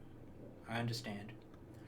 But no sooner was Mr. Utterson alone that night than he locked the note to his safe, where it reposed from that time forward. What, he thought, Henry Jekyll forged for a murderer, and his blood ran cold in his veins. Incident of Dr. Lanyon. Time ran on. Thousands of pounds were offered in reward for the death of Sir Danvers was resented as a public injury, but Mr. Hyde had disappeared out of the ken of the police as though he had never existed. Much of his past was unearthed, indeed. All disreputable tales came out of the man's cruelty, at once so callous and violent, of his vile life, of his strange associates, of the hatred that seemed to have surrounded his career, but of his present whereabouts not a whisper. From the time he had left his house in Soho on the morning of the murder, he was simply blotted out, and gradually, as time drew on, Mr. Utterson began to recover from the hotness of his alarm, and to grow more at quiet with himself. The death of Sir Danvers was, to his way of thinking, more than paid for by the disappearance of Mr. Hyde. Now that evil influence had been withdrawn, a new life began for Dr. Jekyll. He came out of his seclusion, renewed relations with his friends, became once more their familiar guest and entertainer, and whilst he had always been known for charities, he was now no less distinguished for religion. He was busy, he was much in the open air, he did good, his face seemed to open and brighten, as if with an inward consciousness of service, and for more than 2 months the doctor was at peace. On the 8th of January, Utterson had dined at the doctor's with a small party. Lanyon had been there, and the face of the host had looked from one to the other, as in the old days when the trio were inseparable friends. On the 12th, and again on the 14th, the door was shut against the lawyer. The doctor was confined to the house, Paul said, and saw no one. On the 15th, he tried again, and was again refused, and having now been used for the last 2 months to see his friend almost daily, he found this return to solitude to weigh upon his spirits. The 5th night, he had in guests to dine with him, and the 6th he betook himself to Dr. Lanyon's. There, at least, he was not denied admittance. But when he came in, he was shocked at the change which had taken place in the doctor's appearance. He had his death warrant written legibly upon his face. The rosy man had grown pale, his flesh had fallen away, he was visibly bolder and older, and yet it was not so much these tokens of a swift physical decay that arrested the lawyer's notice as a look in the eye, and quality of manner that seemed to testify some deep-seated terror of the mind. It was unlikely that the doctor should fear death, and yet that was what Utterson was tempted to suspect. Yes, he thought, he is a doctor, he must know his own state. He must know his own state, and that his days are counted, and the knowledge is more than he can bear. And yet, when Utterson remarked on his ill looks, it was with an air of great firmness that Lanyon declared himself a doomed man. "I have had a shock," said he, "and I shall never recover. It is a question of weeks. Well, life has been pleasant. I liked it. Yes, sir, I used to like it. I sometimes think if we knew all, we should be more glad to get away." "Jekyll is ill too," observed Utterson. "Have you seen it?"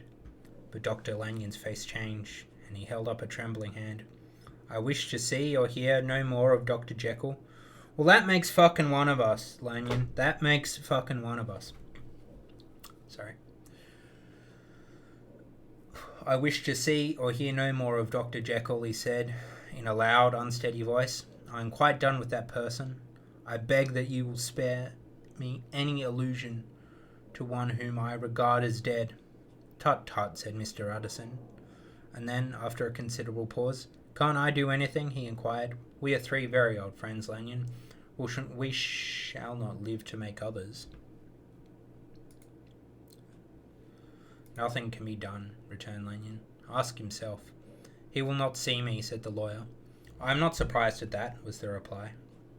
"Some day, Utterson, after I am dead, you may perhaps come to learn the right and wrong of this. I cannot tell you. And in the meantime, if you can sit and talk with me of other things, for God's sake stay and do so. But if you cannot keep clear of this accursed topic, then in God's name go, for I cannot bear it." That's a good way of telling people to shut up. As soon as he got home, Utterson sat down and wrote to Jekyll, complaining of his exclusion from the house, and asking the cause of this unhappy break with Lanyon, and the next day brought him a long answer, often very pathetically worded, and sometimes darkly mysterious in drift. The quarrel with Lanyon was incurable. "I do not blame our old friend," Jekyll wrote, "but I share his views that we must never meet. I mean from henceforth to lead a life of extreme seclusion, and you must not be surprised, nor must you doubt my friendship, if my door is often shut even to you. You must suffer me go my own dark way. I have brought on myself a punishment and a danger that I cannot name. I am the chief of sinners. I am the chief of sufferers also. I could not think that this earth contained a place for suffering and terrors so unmanning, and you can do but one thing, Utterson, to lighten this destiny, and that is to respect my silence." Utterson was amazed. The dark influence of Hyde had been withdrawn. The doctor had returned to his old tasks and amenities. A week ago, the prospect had smiled with every promise of a cheerful and honoured age. And now in a moment, friendship, peace of mind, and the whole tenor of his life were wrecked. So great and unprepared for a change pointed to madness, but in view of Lanyon's manner and his words, there must lie for it some deeper ground. A week afterwards, Dr. Lanyon took to his bed, and in something less than a fortnight he was dead. A night after the funeral, at which he had been sadly affected, Utterson locked the door of his business room, and sitting there, by the light of a melancholy candle, drew out and set before him an envelope, addressed by hand and sealed with the seal of his dead friend, private, for the hands of G. J. Utterson alone. and in case of his precedents, to be destroyed unread. In case of his predecease, to be destroyed unread. So it was emphatically superscribed, and the lawyer dreaded to behold its contents. I have buried one friend today, he thought. What if this should cost me another? And then he condemned the fear as a disloyalty and broke the seal. Within there was another enclosure, likewise sealed. And marked upon the cover, not to be opened to the death or disappearance of Dr. Henry Jekyll. Utterson could not trust his eyes. Yes, it was disappearance here again, as in the mad will. Yes, it is here again, as in the mad will which he had long ago restored to its author. Here again were the idea of a disappearance and the name of a Henry Jekyll bracketed. But in the will, that idea had sprung from the sinister suggestion of the man Hyde. It was set there with a purpose all too plain and horrible. Written by the hand of Lanyon, what should it mean? A great curiosity came out on the trustee to disregard the prohibition and dive at once to the bottom of these mysteries. But professional honour and faith to his dead friend were stringent observations, and the packet slept in the innermost corner of his private safe. It is one thing to mortify curiosity, another to conquer it, and may be doubted if, from that day forth, Utterson desired the society of his surviving friend with the same eagerness. He thought of him kindly, but his thoughts were disquieted and fearful. He went to call, indeed, but he was perhaps relieved to be denied admittance. Perhaps, in his heart, he preferred to speak with Poole upon the doorstep and distribute. Fuck you, Giles. It's a ring. I got so excited for a moment.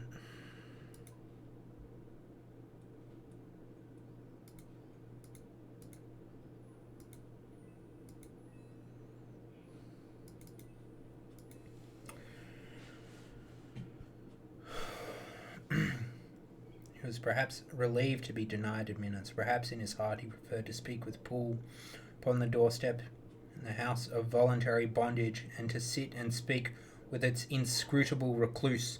The Poole had, indeed, no very pleasant news to communicate. The doctor, it appeared, now more than ever confined himself to the cabinet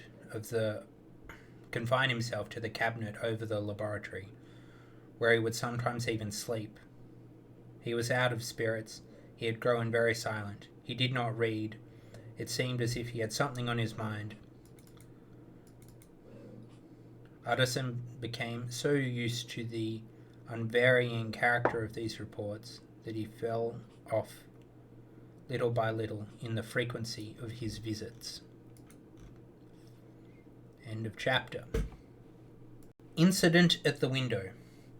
It chanced on Sunday, when Mr. Utterson was on his usual walk with Mr. Enfield, that their way lay once again through the by-street, and that when they came in front of the door, they both stopped to gaze on it. Well, said Enfield, that story's at least at an end. We shall never see more of Mr. Hyde. I hope not, said Utterson. Did I ever tell you that I once saw him and shared your feelings of repulsion? It was impossible to do one without the other, returned Enfield.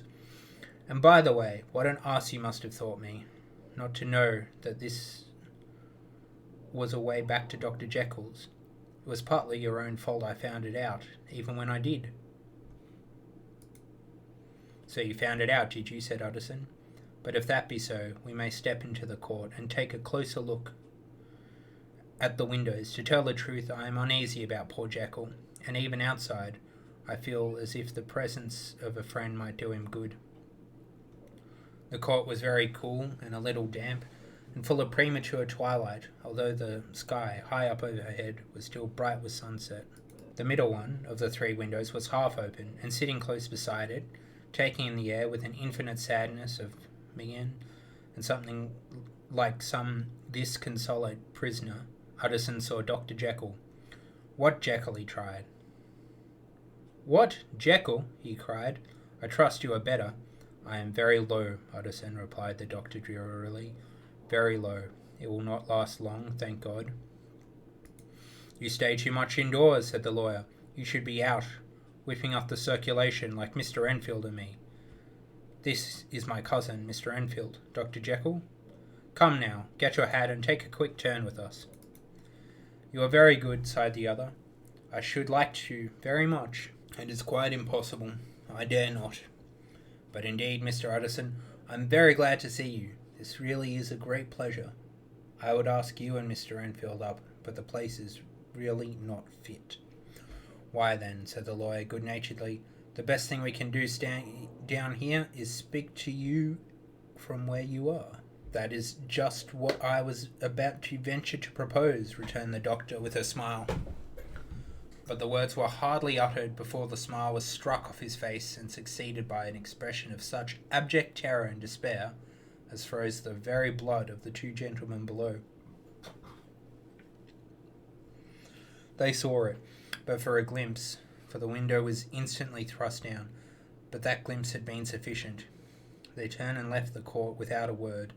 In silence, too, they traversed the by-street, and it was not until they had come into a neighbouring thoroughfare, where even upon a Sunday there were still some stirrings of life, that Mr. Utterson at last turned and looked at his companion. They were both pale, and there was unanswering horror in their eyes. God forgive us," said Mr. Utterson. But Mr. Enfield only nodded his head very seriously, and walked on once more in silence. The last night. Mr. Utterson was sitting by his fireside one evening after dinner, when he was surprised to receive a visit from Mr. Poole. "Bless me, Poole, what brings you here? What ails you? Is the doctor ill?" "Mr. Utterson," said the man, "there is something wrong." "Take a seat, and here is a glass of wine for you," said the lawyer. "Now take your time, and tell me plainly what you want." "You know the doctor's ways, sir," replied Poole, "and how he shuts himself up. Well, he's shut up again in his cabinet, and I don't like it, sir. I wish I may die if I like it. Mr. Utterson, sir, I'm afraid." "Now, my good man," said the lawyer, "be explicit. What are you afraid of?" "I've been afraid for about a week," returned Poole, doggedly disregarding the question, "and I can bear it no more." The man's appearance amply bore out his words. His manner was altered for the worse, and except for the moment in which he had first announced his terror, he had not once looked the lawyer in the face. Even now he sat with the glass of wine untasted on his knee, and his eyes directed to a corner of the floor. "I can bear it no longer," he repeated. "Come," said the lawyer, "I see you have some good reason. Poole, I see there is something seriously amiss. Try to tell me what it is." "I think there's been foul play," said Poole hoarsely. "Foul play?" cried the lawyer, a good deal frightened and rather inclined to be irritated in the consequence. "What foul play? What does the man mean?" "I daren't say it, sir," was the answer. "But will you come along with me and see for yourself?" Mr. Utterson's only answer was to rise and get his hat and greatcoat, but he observed with wonder the greatness of the relief that appeared upon the butler's face, and perhaps with no less that the wine was still untasted when he set it down to follow. It was a wild, cold, seasonable night of March, with a pale moon lying on her back as though the wind had tilted her, and flying wrack of the most diaphanous and lawny texture. The wind made talking difficult, and flecked blood into the face. It seemed to have swept the streets unusually bare of passengers besides, for Mr. Utterson thought he had never seen that part of London so deserted. He could have wished it otherwise. Never in his life had he been more conscious of so sharp a wish to see and touch his fellow creatures. For struggle as he might, there was borne upon his mind a crushing anticipation of calamity. The square, when they got there, was full of wind and dust, and the thin trees in the garden were lashing themselves along the railing. Poole, who had kept all the way a pace or two ahead, now pulled up in the middle of the pavement, and in spite of the biting weather, took off his hat and mopped his brow with a red pocket handkerchief. But for all the hurry of his coming, these were not the dews of exertion that he draped away, but the moisture of some strangling anguish, for his face was white, and his voice when he spoke harsh and broken. "Well, sir, here we are, God granting there be nothing wrong." "Amen, Poole," said the lawyer. Thereupon the servant knocked in a very guarded manner, and the door was opened on a chain. "Is that you, Poole?" "It's all right," said Poole. "Open the door." The hall, when they entered it, was brightly lighted up. The fire was built high, and about the hearth the whole of the servants, men and women, stood huddled together like a flock of sheep. At the sight of Mr. Utterson, the housemaid broke into hysterical whimperings, and the cook, crying out, "Bless you, it's Mr. Utterson," ran forward as if to take him in her arms. What, are you all here?" said the lawyer peevishly. "Very irregular, very unseemly. Your master would be far from pleased." "They are all afraid," said Poole. Blank silence followed, no one protesting. Only the maid lifted her voice, now wept loudly. "Hold your tongue," Poole said to her, with a ferocity of accent that testified to his own jangled nerves. And indeed, when the girl had so suddenly raised the note of her lamentation, they had all started and turned towards the inner door with faces of dreadful expectation.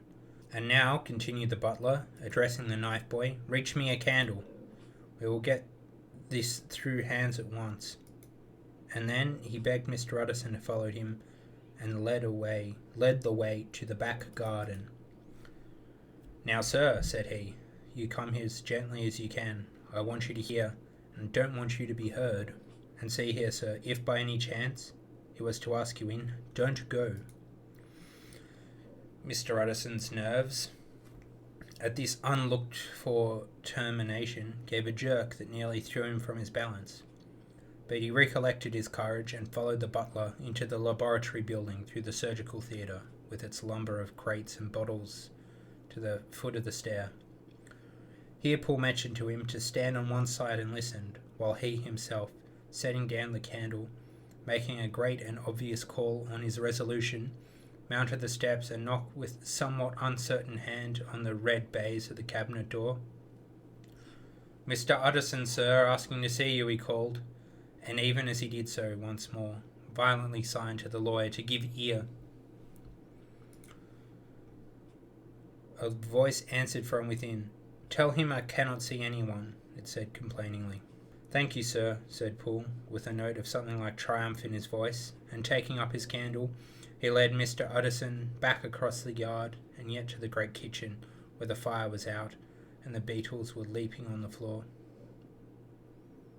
"Sir," he said, looking at Mr. Utterson in the eye, "was that my master's voice?" "Seems very much changed," replied the lawyer, very pale, but giving look for look. "Changed? Well, yes, I think so," said the butler. "Have I been 20 years in this man's house to be deceived about his voice? No, sir, master's made away with. He was made away with 8 days ago when we heard him cry out upon the name of God. And who's in there instead of him, and why it stays there? It is a thing that cries to heaven, Mr. Utterson." "This is a very strange tale, Poole. This is a rather wild tale, my man," said Utterson, biting his finger. "Suppose it were as you suppose. Supposing Dr. Jekyll to have been, well, murdered. What could induce the murderer to stay? That won't hold water. It doesn't commend itself to reason." "Well, Mr. Utterson, you are a hard man to satisfy, but I'll do it yet," said Poole. "All this last week, you must know, him, or it, whatever it is that lives in that cabinet, has been crying night and day for some sort of medicine, and cannot get it to its mind. It was sometimes his way, the master's, that is, to write his orders on a sheet of paper and throw it on the stair. We've had nothing else this week back, nothing but papers and a closed door, and the very meals left there to be smuggled in when nobody was looking. Well, sir, every day, twice and thrice in the same day, there have been orders and complaints, and I've been sent flying to all the wholesale chemists in town. Every time I brought the stuff back, there would be another paper telling to me to return it because it was not pure, and an order to a different firm. This drug is wanted, bitter bad, sir, whatever it's for. Have you any of these papers? Asked Mr. Utterson. Paul felt in his pockets and handed out a crumpled note, which the lawyer, bending nearer to the candle, carefully examined. Its contents ran thus. Dr. Jekyll presents his compliments to Messrs. Moore. He assures them that their last sample is impure and quite useless for its present purposes. In the year 18, so-and-so, Dr. Jekyll purchased a somewhat large quantity from Messrs. M. He now begs them to search with the most sedulous care, and should be any of the same quality be left, forward to him at once. Expense is no consideration. The importance of this to Dr. J can hardly be exaggerated. So far the letter had run composedly enough, but here with the sudden splutter of the pen, the writer's emotion had broken loose. For God's sake, he added, find me some of the old. It is a strange note, said Mr. Utterson, then sharply. How do you come to have it open? The man at Moore's was main angry, sir, and threw it back at me like so much dirt, returned Poole. This is unquestionably the doctor's hand, do you know, resumed the lawyer. I thought it looked like it, the servant said rather sulkily, and with another voice. But what matters hand of right, he said. I've seen him. Seen what? Said Mr. Utterson. Well? That's it, said Poole. It was this way. I came suddenly to the theatre, from the garden. Seemed he had slipped out to look for this drug or whatever it is, for the cabinet door was open. And there he was, at the far end of the room, digging among the crates. He looked up when I came in, gave a kind of cry, and whipped upstairs into the cabinet. It was but 1 minute that I saw him. But the hair stood upon my head like quills, sir. Stood upon my head like quills. Sir, if that were my master, why he had a mask upon his face. If it was my master, why did he cry out like a rat and run from me? I have served him long enough. And then, the man paused, passed his hand over his face. These are very strange circumstances, said Mr. Utterson. Oh, tooth off. Fuck yeah.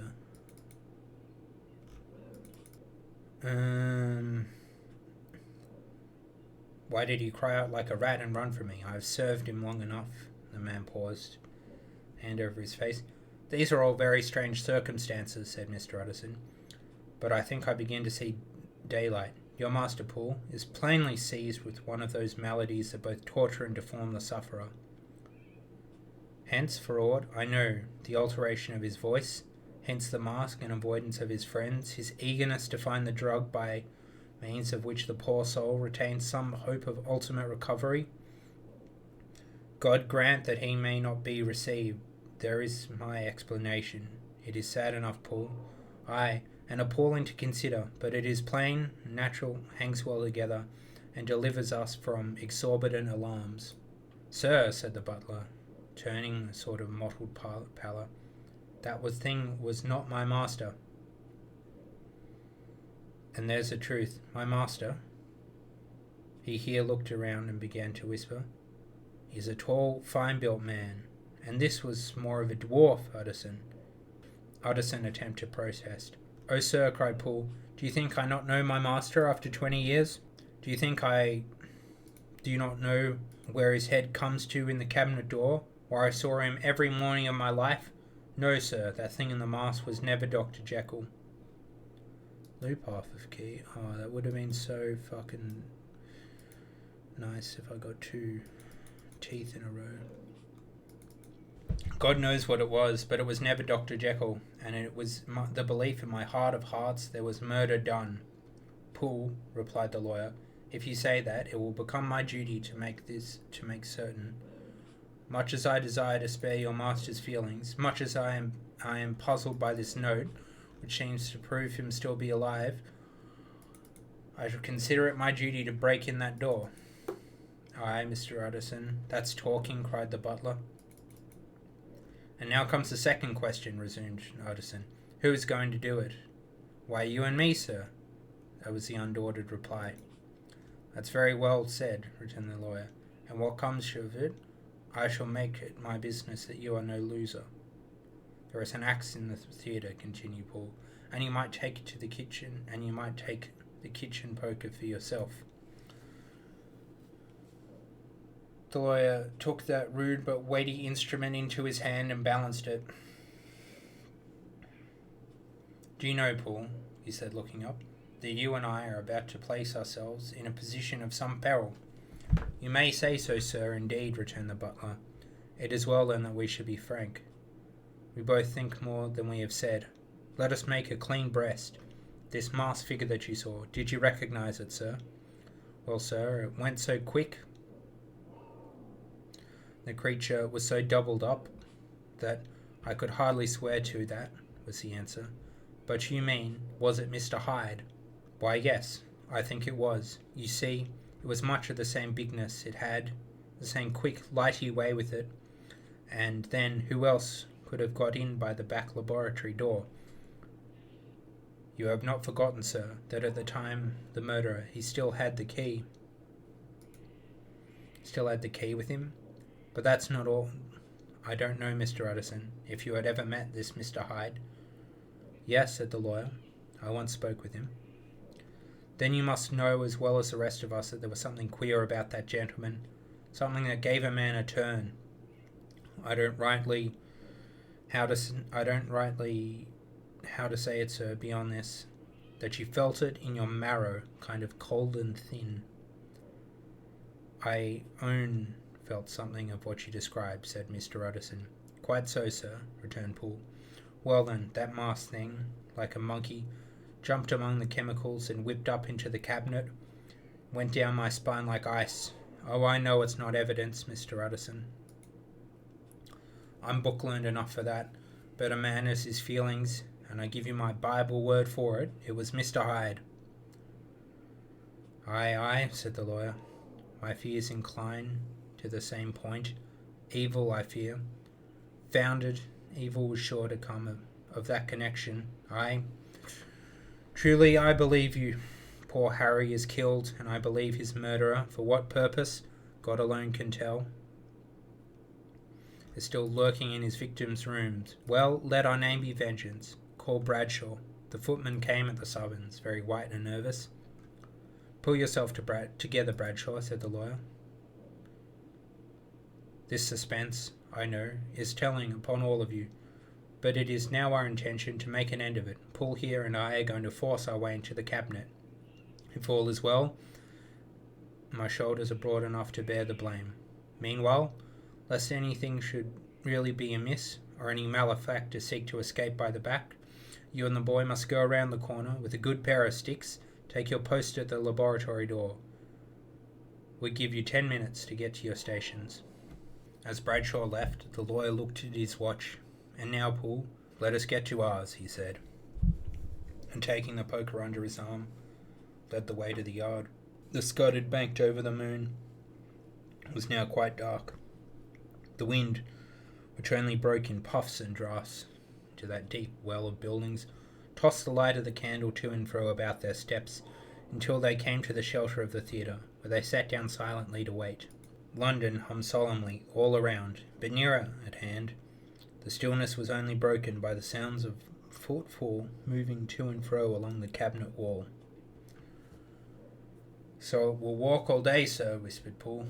"Aye, the better part of the night. Only when a new sample comes from the chemist there's a bit of a break. Ah, it's an ill conscience that such an enemy to rest. Ah, sir, there's blood foully shed in every step of it. But hark again, a little closer. Put your heart in your ears, Mr. Utterson, and tell me that's the doctor's foot." The steps fell lightly and oddly, with a certain swing, for all they went slowly. It was different indeed from the heavy, creaking heavy, creaking tread of Henry Jekyll. Utterson sighed. Is there never anything else? He asked. Poole nodded. Once I heard it weeping. Weeping? How's that? Said the lawyer, conscious of a sudden chill of horror. Weeping like a woman or a lost soul, said the butler. I came away with that upon my heart, that I could have wept too. But now the 10 minutes drew to an end, and Poole disinterred the axe from under a stack of packing straw. The candle was set upon to the nearest table to light them to the attack, and they drew near with bated breath to where that patient foot was still going up and down in the quiet of night. Jekyll, cried Utterson with a loud voice, I demand to see you. He paused a moment, but there came no reply. I give you fair warning. Our suspicions are aroused, and I must and shall see you, he resumed. If not by fair means, then by foul. If not of your consent, then by brute force. Utterson, said the voice, for God's sake have mercy. Ah, that is not Jekyll's voice, it's Hyde's, cried Utterson. Down with the door, Poole. And Poole swung the axe over his shoulder. The blow shook the building, and the red baize door leapt against the lock and its hinges. A dismal screech, as of mere animal terror, rang up from the cabinet. Up again went the axe, and again the tough panels crashed and the frame bounded. 4 times the blow fell, but the wood was tough. The fittings were of excellent workmanship, and it was not until the 5th that the lock burst and the wreck of the door fell inwards onto the carpet. The besiegers, appalled by their own riot and the stillness that had succeeded, stood back a little and peered in. There lay the cabinet before their eyes in the quiet lamplight, a good fire glowing and chattering in the hearth, the kettle singing its thin strain, and a drawer or two open, papers neatly set forth on the business table, and nearer to the fire things laid out for tea. The quietest room you had ever said, but for the glazed presses full of chemicals, the most commonplace that night in London. Right in the middle, there lay the body of a man, sorely contorted. There lay the body of a man, sorely contorted, and the face still twitching. They drew near on tiptoe, turned it upon its back, and beheld the face of Edward Hyde. He was dressed in clothes far too large for him, clothes of the doctor's bigness, and the claws of his face still moved with the semblance of life. But life was quite gone, and by the crushed vial in the hand and the strong smell of kernels that hung upon the air, Utterson knew he was looking on the body of a self-destroyer. We have come too late, he said sternly, whether to save or punish. Hyde is gone, on all account, and it only remains for us to find the body of your master. The far greater proportion of the building was occupied by the theatre, which filled almost the whole ground story and was lighted from above, and by the cabinet which formed an upper story at one end and looked upon the court. A corridor joined the theatre to the door on the by-street, and with this the cabinet communicated separately by a second flight of stairs. There were besides a few dark closets and spacious cellars. All of these they now thoroughly examined. Each closet needed but a glance, for all were empty, and all, by the dust that fell from their doors, had stood long unopened. The cellar, indeed, was filled with crazy lumber, mostly dating from the times of the surgeon, who was Jekyll's predecessor. But even as they opened the door, they were advertised of the uselessness of further search by the fall of a perfect mat of cobwebs which had for years sealed up the entrance. Nowhere was there any trace of Henry Jekyll, alive or dead. I feel that. Nowhere was there any trace of Henry Jekyll, alive or dead. Poole stamped on the flags of the corridor. He must be buried here, he said, hearkening to the ground. Or he may have fled, said Utterson, and he turned to examine the door, the by-street.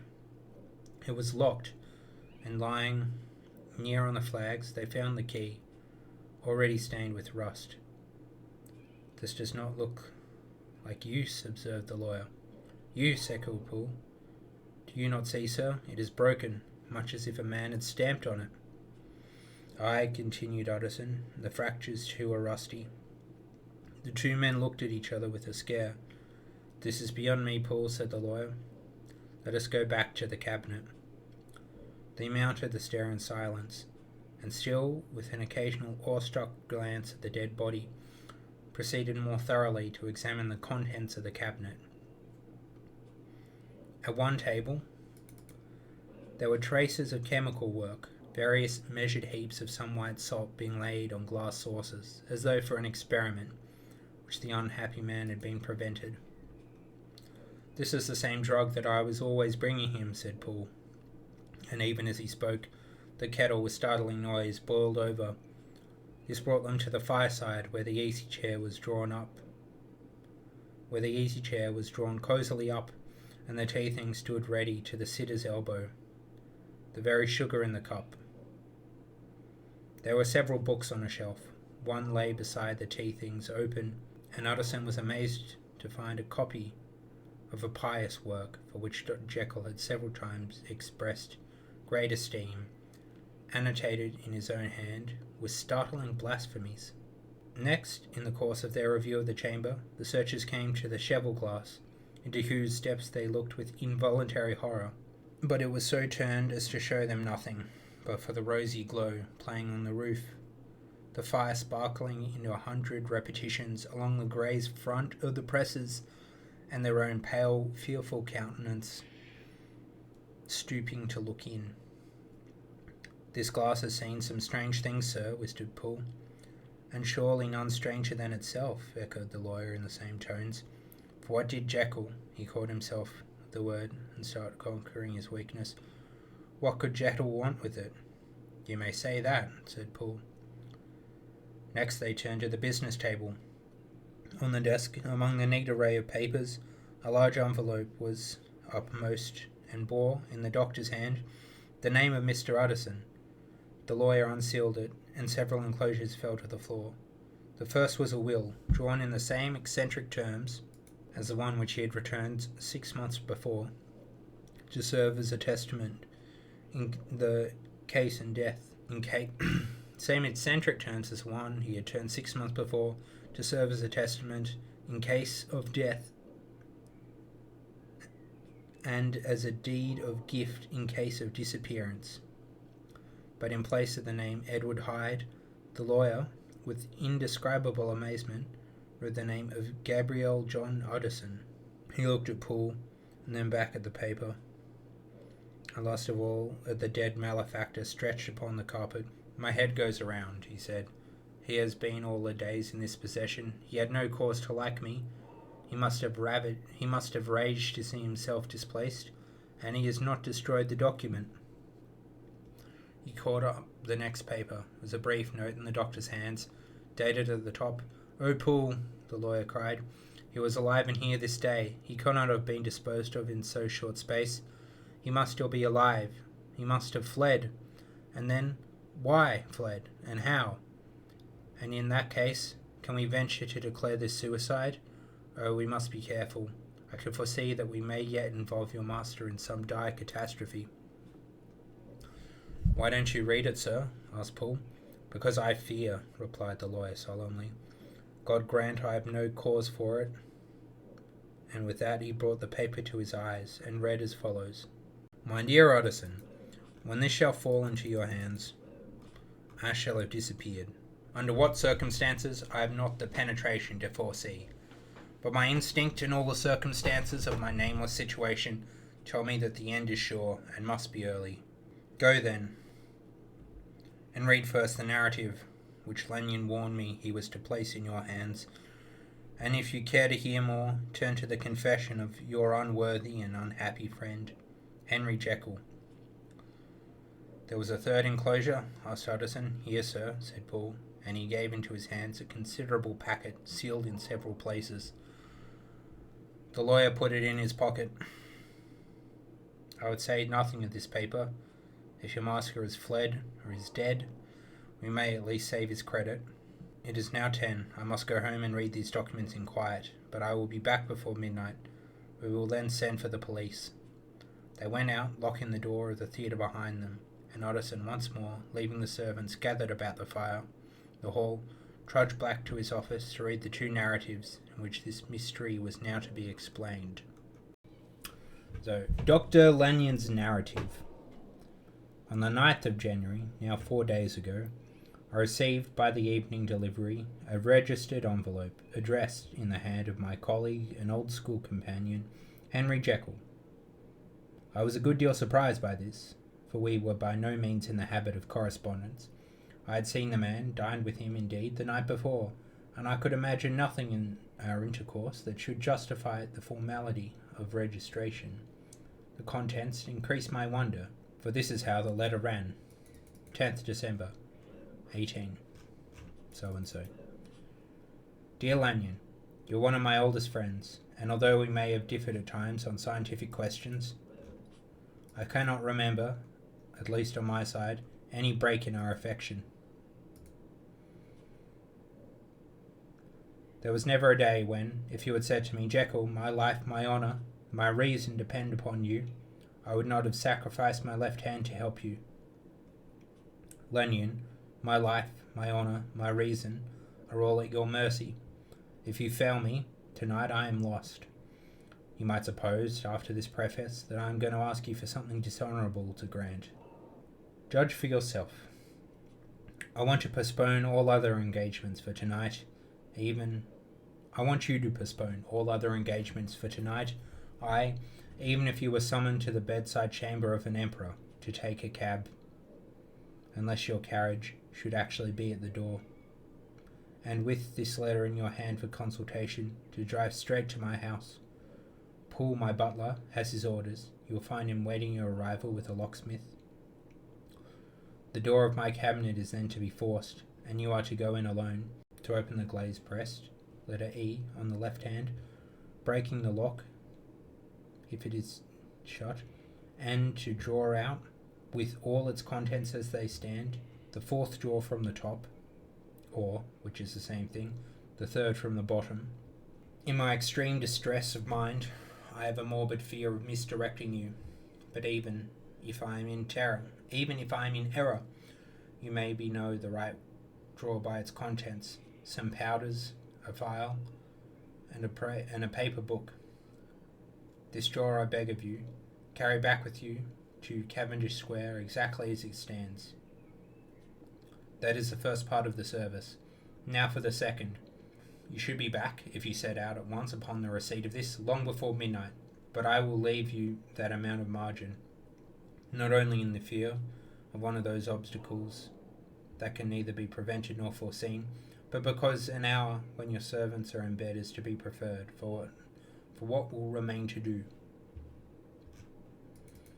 At midnight, then, I have to ask you to be alone in your consulting room, to admit with your own hands into the house a man who will present himself in my name, and to place in his hands the drawer which you have brought from my cabinet. Then you will have played your part and earned my gratitude completely. 5 minutes afterwards, if you insist upon an explanation, you will have understood that these arrangements are of capital importance, and that by neglect of one of them, fantastic as they must appear, you might have charged your conscience with my death or the shipwreck of my reason. Confident as I am that you will not trifle with this appeal, my heart sinks and my hand trembles at the bare thought of such a possibility. Think of me at this hour, in a strange place, labouring under a blackness of distress that no fancy can exaggerate, and yet well aware that, if you will but punctually serve me, my troubles will roll away like a story. Serve me, my dear Lanyon, and save your friend, H.J. P.S. I had already sealed this up when a fresh terror struck upon my soul. It is possible that the post office may fail me, and this letter not come to your hands until tomorrow morning. In that case, dear Lanyon, do my errand when it shall be most convenient to you in the course of the day, and once more expect my messenger at night. Get up and down. Come on, come on, come on.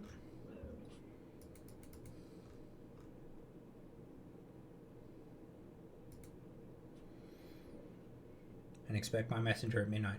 It may then already be too late, and if that night passes without event, you will know that you have seen the last of Henry Jekyll. Upon reading this letter, I made sure my colleague was insane. But till that was proved beyond the possibility of doubt, I felt bound to do as he requested. The less I understand this farrago, the less I was in a position to judge of its importance. Loop? What the... There's an equal chance for claw, for tooth and loop. I shit you not. There is an equal... Hang on, what is the drop rate? Sorry, Lanyon. I'll put your tail on hold for a moment.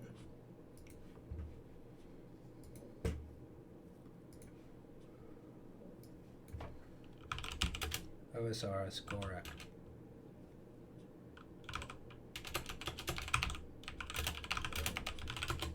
Gorak drop table.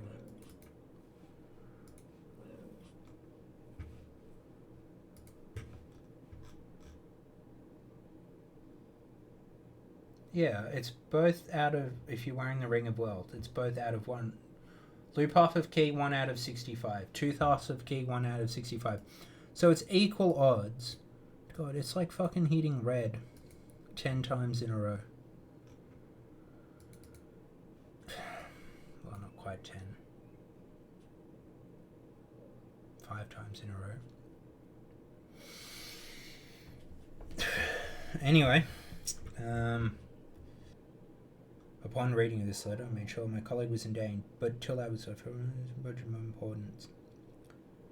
And an appeal so worded could not be set aside without grave responsibility. I rose accordingly from table, got into a hansom, and drove straight to Jekyll's house. Butler was awaiting my arrival. He had received the same post as mine, a registered letter of instruction, and had sent once for a locksmith and a carpenter. The tradesmen came while we were yet speaking, and we moved in a body to old Dr. Denman's surgical theatre, from which, as you are doubtless aware, Jekyll's private cabinet is most conveniently entered. The door was very strong, the lock excellent. The carpenter avowed he had a great trouble to do this much damage if force were to be used, and a locksmith was near to spare. But this last was a handy fellow, and after 2 hours' work, the door stood open. The press, marked E, was unlocked, and I took out the drawer, had it filled up with straw, tied in a sheet, and returned with it to Cavendish Square. Here I proceeded to examine the contents. The powders were neatly enough made up, but not with the nicety of the dispensing chemist, so that it was plain they were of Jekyll's private manufacture. And when I opened one of the wrappers, I found what seemed to be a crystalline salt of white colour. The phial, to which I next turned my attention, might have been about a half full of blood-red liquor, which was highly pungent to the sense of smell, and seemed to me to contain phosphors and some violate ether. At other ingredients I could make no guess. The book was an ordinary virgin book and contained little but a series of dates. These covered a period of many years, but I observed that the entries ceased nearly a year ago, and quite abruptly. Here and there a brief remark was appendixed to a date, usually no more than a single word, double, occurring perhaps 6 times in a total of several hundred entries, and once, very early in the list and followed by several marks of exclamation, total failure. All this, though it somewhat whetted my curiosity, told me little. It was definite. Here were a phial of some salt and the record of a series of experiments that had led, like too many of Jekyll's investigations, to no end of practical usefulness. How could the presence of these articles in my house affect either the honour, the sanity, or the life of my flighty colleague? If his messenger had gone to one place, why could he not go to another? And even granting some impediment, why was this gentleman to be received by me in secret?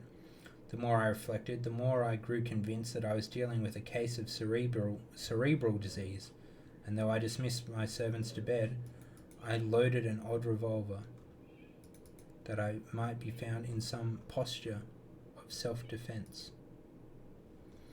12 o'clock had scarce rung out over London ere the knocker sounded very gently on the door. I went myself to the summons and found a small man crouching among the pillars of the portcullis. "Are you come from Dr. Jekyll?" I asked. He told me yes, by a constrained gesture, and when I had bidden him enter, he did not obey me without a searching backwards glance into the darkness of the square. There was a policeman not far off, advancing with his bull's eye open, and at the sight I thought my visitor startled and made greater haste.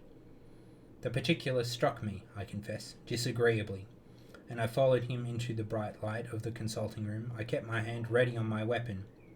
Here, at least, I had a chance of clearly seeing him. I had never set eyes on him before, so much was certain. He was small, as I have said. I was struck besides with the shocking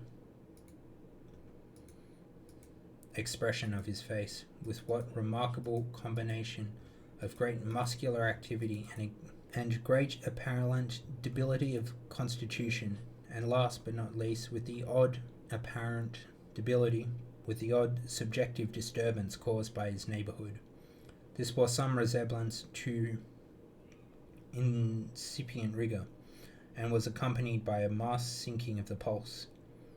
At the time, I set it down to some idiosyncratic personal distaste, and merely wondered at the acuteness of the symptoms, but I since have reason to believe the cause to lie much deeper in the nature of man, and to turn on some nobler hinge than the principle of hatred.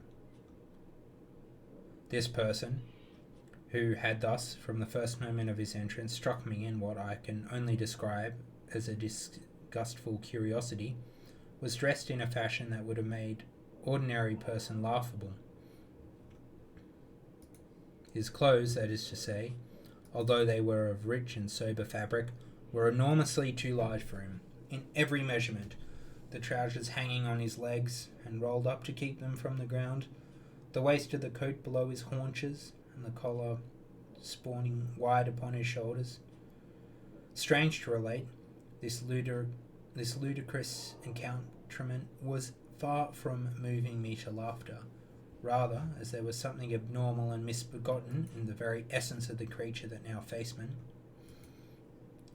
Something seizing, surprising, and revolting to this fresh disparity seemed but to fit in and to reinforce it, so that my interest in the man's nature and character, there was an added curiosity as to his origin, his life, his fortune, and status in the world. These observations, though they have taken a great space to be set down in, were yet the work of a few seconds. My visitor was, indeed, on fire with sombre excitement. "Have you got it?" he cried. "Have you got it?" And so lively was his impatience that he even put his hand upon my arm and sought to shake me.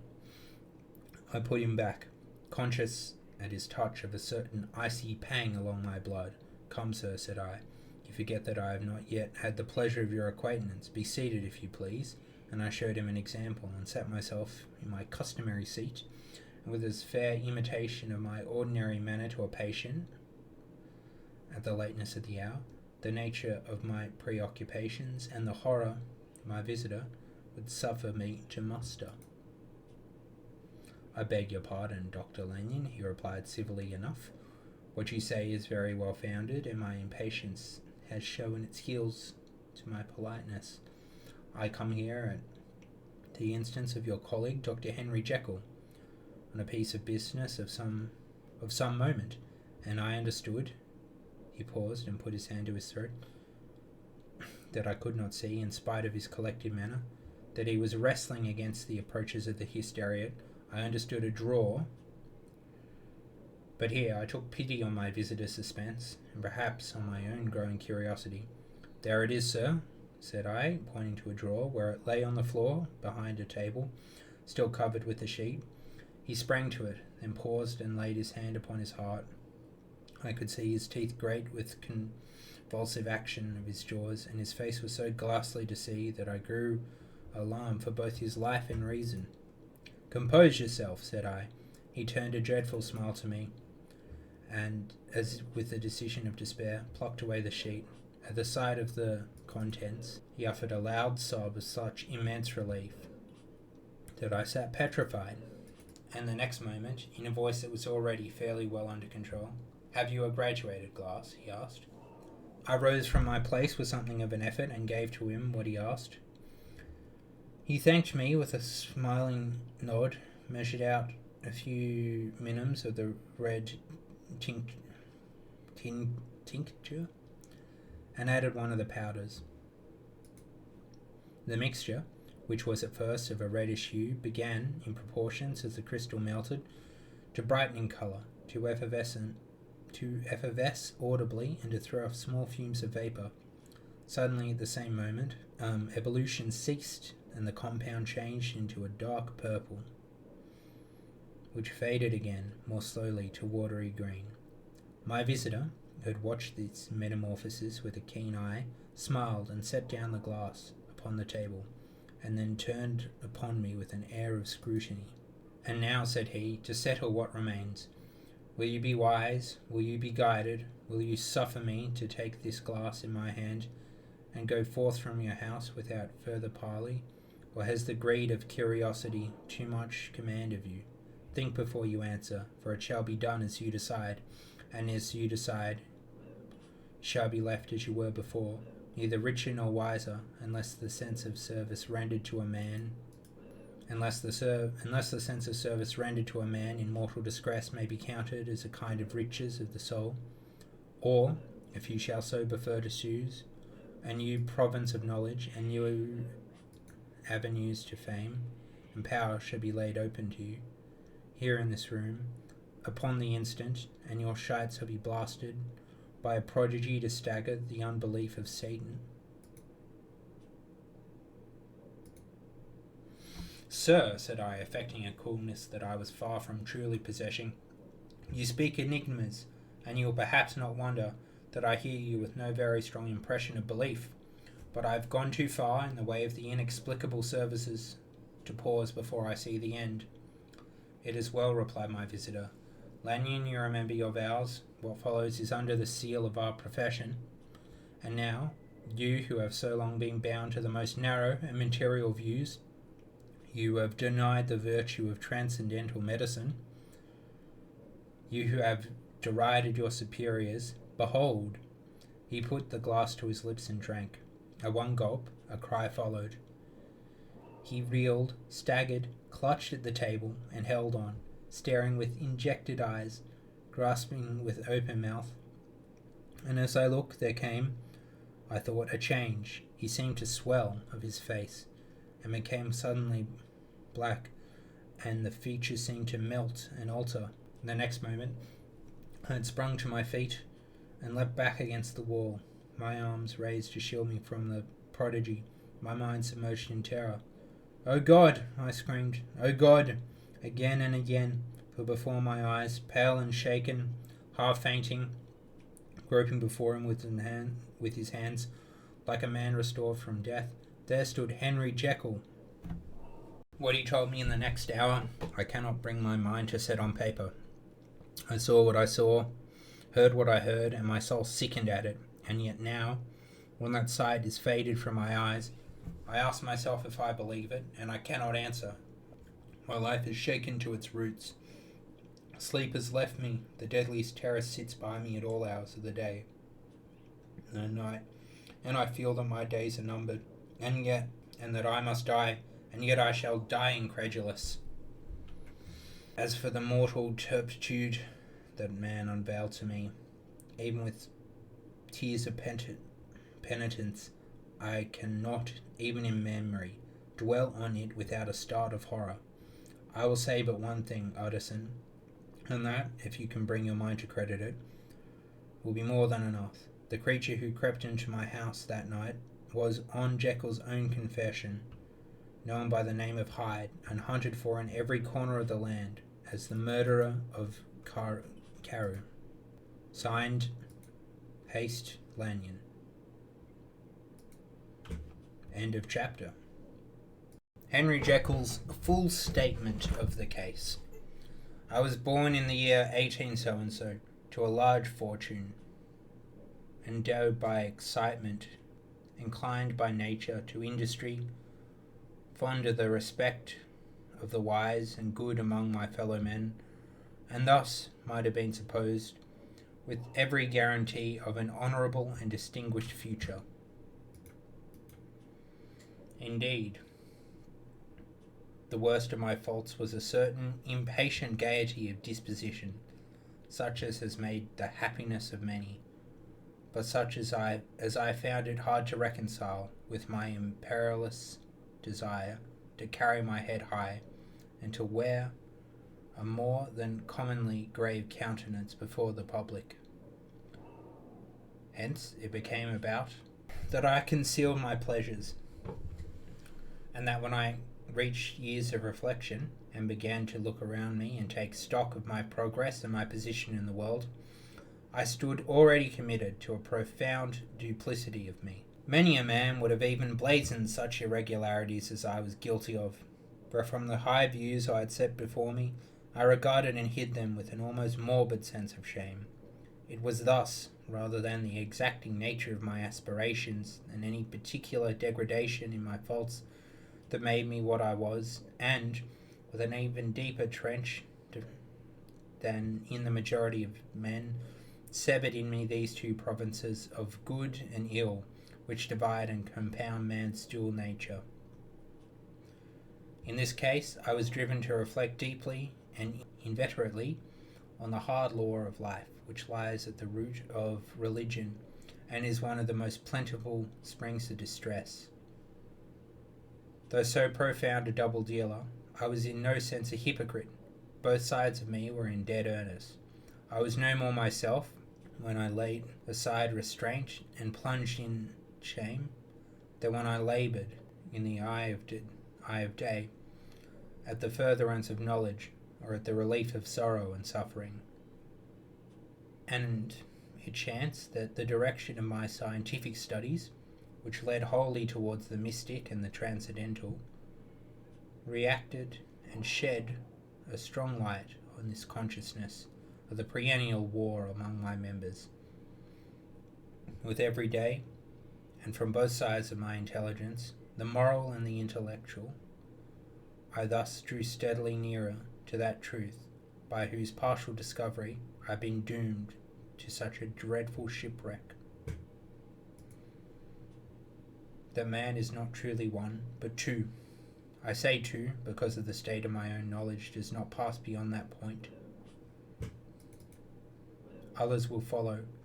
Others will outstrip me, and I hazard the guess that man will ultimately know him for a mere polity of multifarious, incongruous, and independent denizens. I, for my part, from the nature of my life, advance infallibly in one direction, and one direction only. It was on the moral side, and in my own person, that I learned to recognize the thorough and primitive duality of man.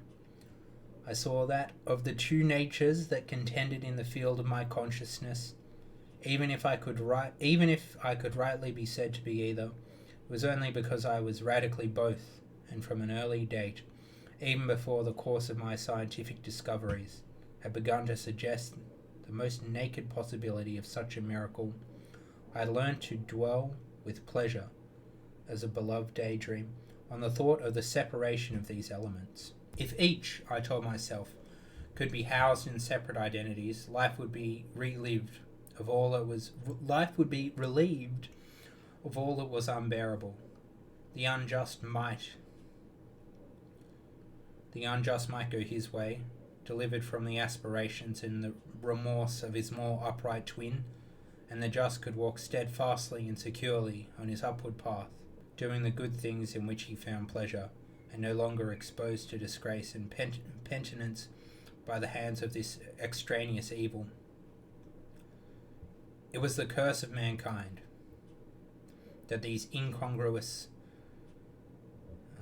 faggots were thus bound together, that in the agonized womb of consciousness these polar twins should be continuously struggling. How then were they disassociated? I was so far in my reflections when, as I have said, a sidelight began to shine upon the subject from my laboratory table. I began to perceive more deeply. Another fucking shield half? My god. I'm pretty sure that's rarer than the keys. Check, I've still got the Gorak page open.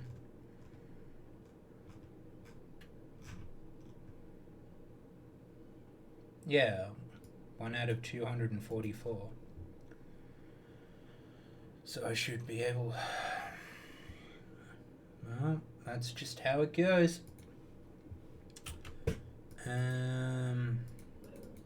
From the laboratory table, I began to perceive more deeply than has ever yet been stated the trembling immateriality, the mist-like transience of this seemingly so solid body in which we walk attired.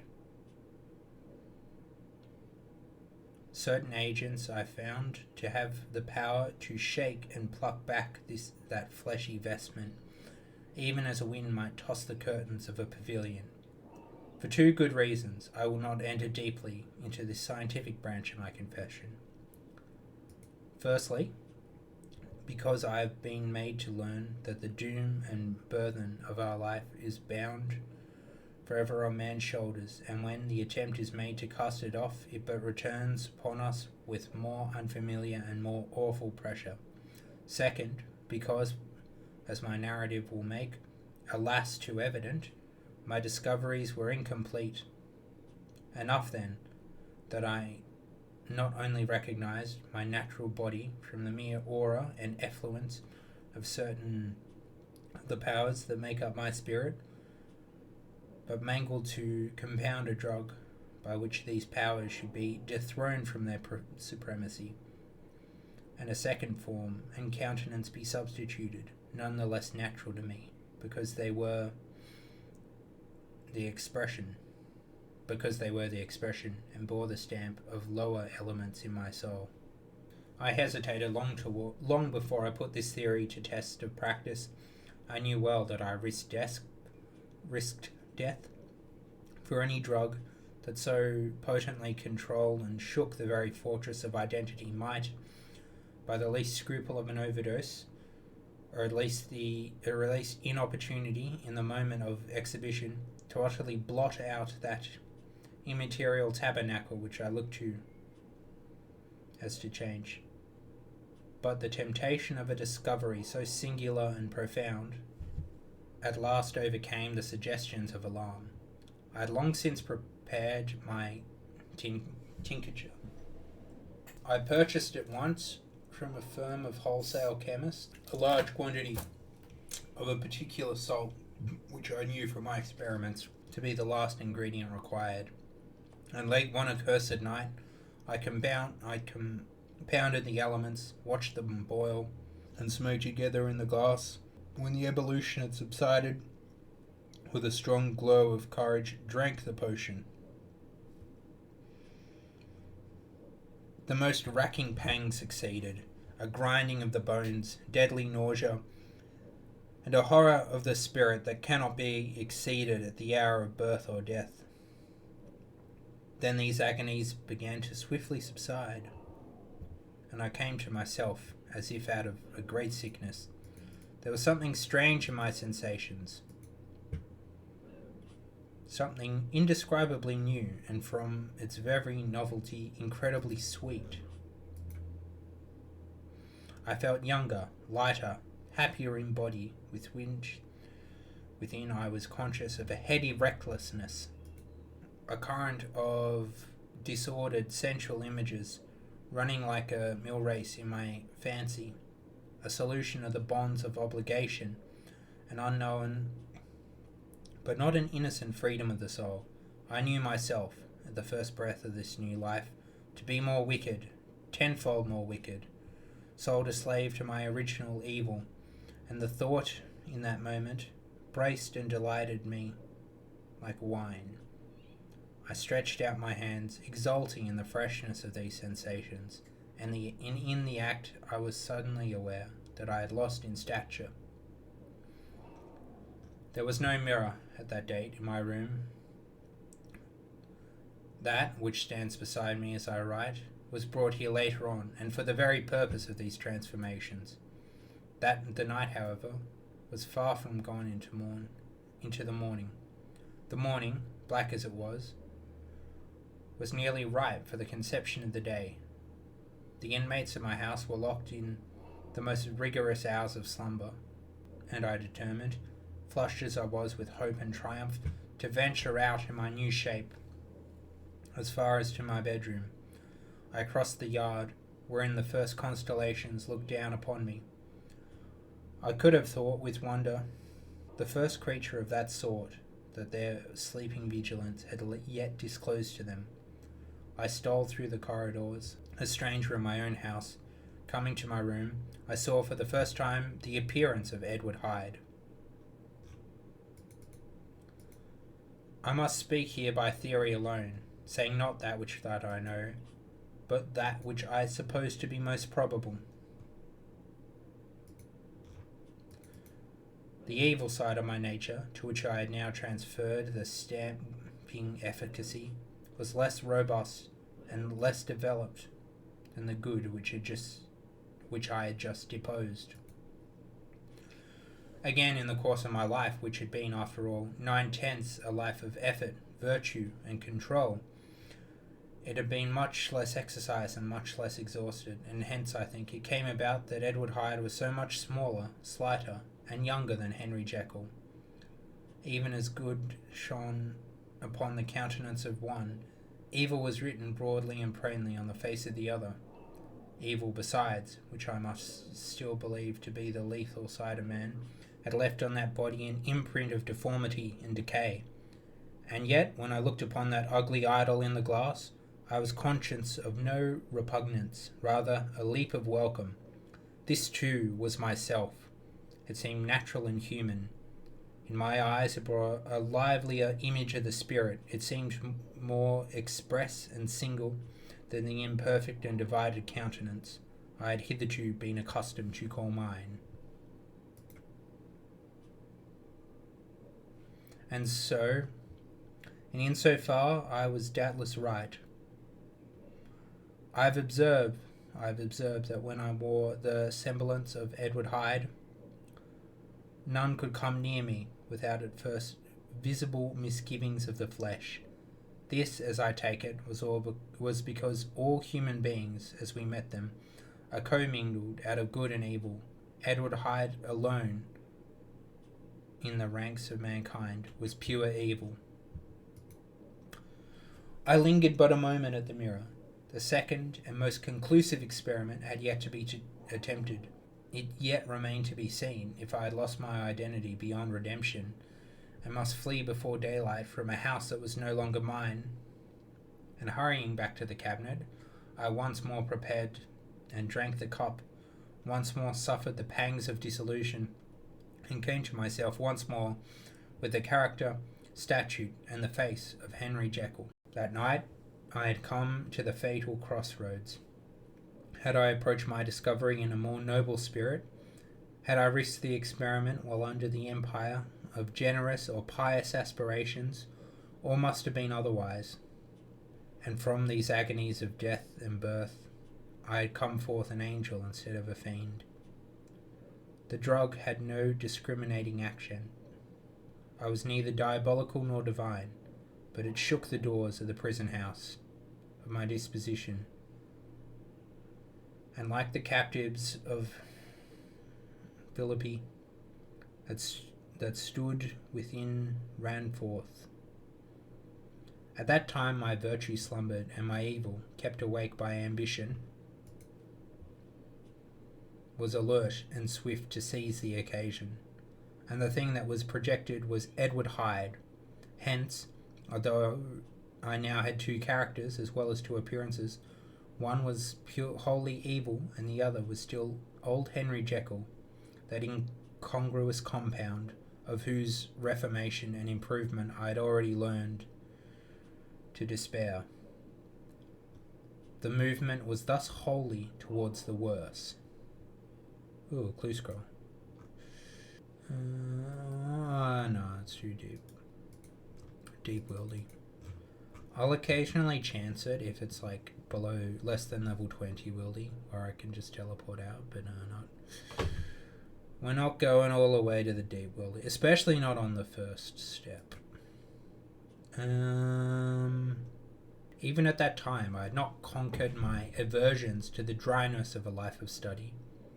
I would still be merrily disposed at times, and my pleasures were, to say the least, undignified, and I was not only well known and highly considered, but growing towards the elderly man,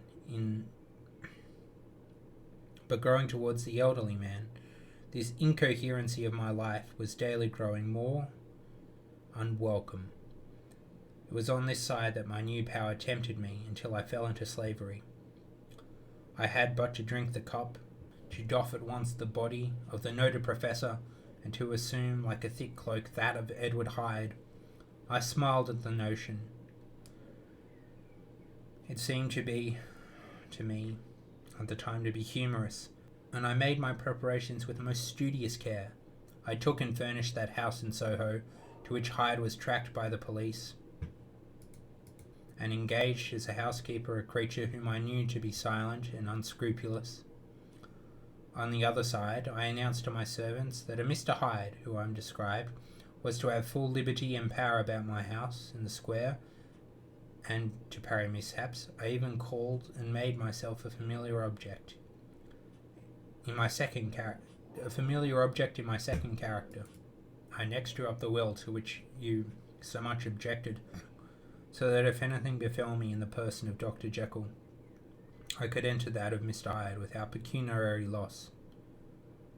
And thus fortified, as I supposed, on every side, I began to profit by the strange immunities of my position. Men have before hired bravos to transact their crimes, while their own person and reputation sat under shelter. I was the first that ever did so for his pleasures, the first that could plod in the public eye with a load of genial respectability, and in a moment, like a schoolboy, strip off these lendings and spring headlong into the sea of liberty. But for me, in my impenetrable mantle, the safety was complete. Think of it, I did not exist. Let me but escape into my laboratory drawer. Give me a second or two to mix and swallow the draught that I had always standing ready, and whatever he had done, Edward Hyde would pass away like the stain of breath upon a mirror, and there in his stead, quietly at home, trimming the midnight lamp in his study, a man who could afford to laugh at suspicion would be Henry Jekyll.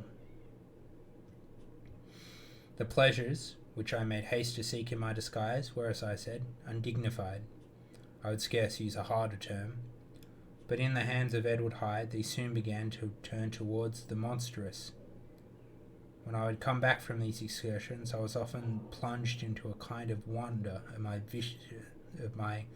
vicarious depravity. Captain Arnav, you fucker. No, I can't even be bothered to unlock your chest. The familiar that I called out of my own soul, and sent forth alone to do his good pleasure, was a being inherently malign and villainous, his every act and thought centred on the self, drinking pleasure with bestial avidity from any degree of torture to another. Relentless like a man of stone, Henry Jekyll stood at times aghast before the acts of Edward Hyde. But the situation was apart from ordinary laws, and insidiously relaxed the grasp of conscience. It was Hyde, after all, and Hyde alone that was guilty. Jekyll was no worse.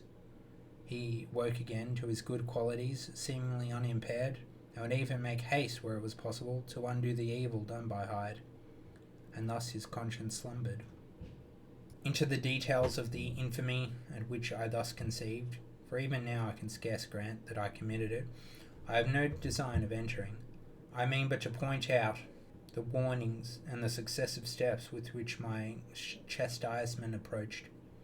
I met with one accident, which, as it brought on no consequence, I shall no more than mention. As an act of cruelty to a child aroused anger against me, the anger of a passer-by whom I recognized the other day in the person of your kinsman, the doctor, and the child's family joined him.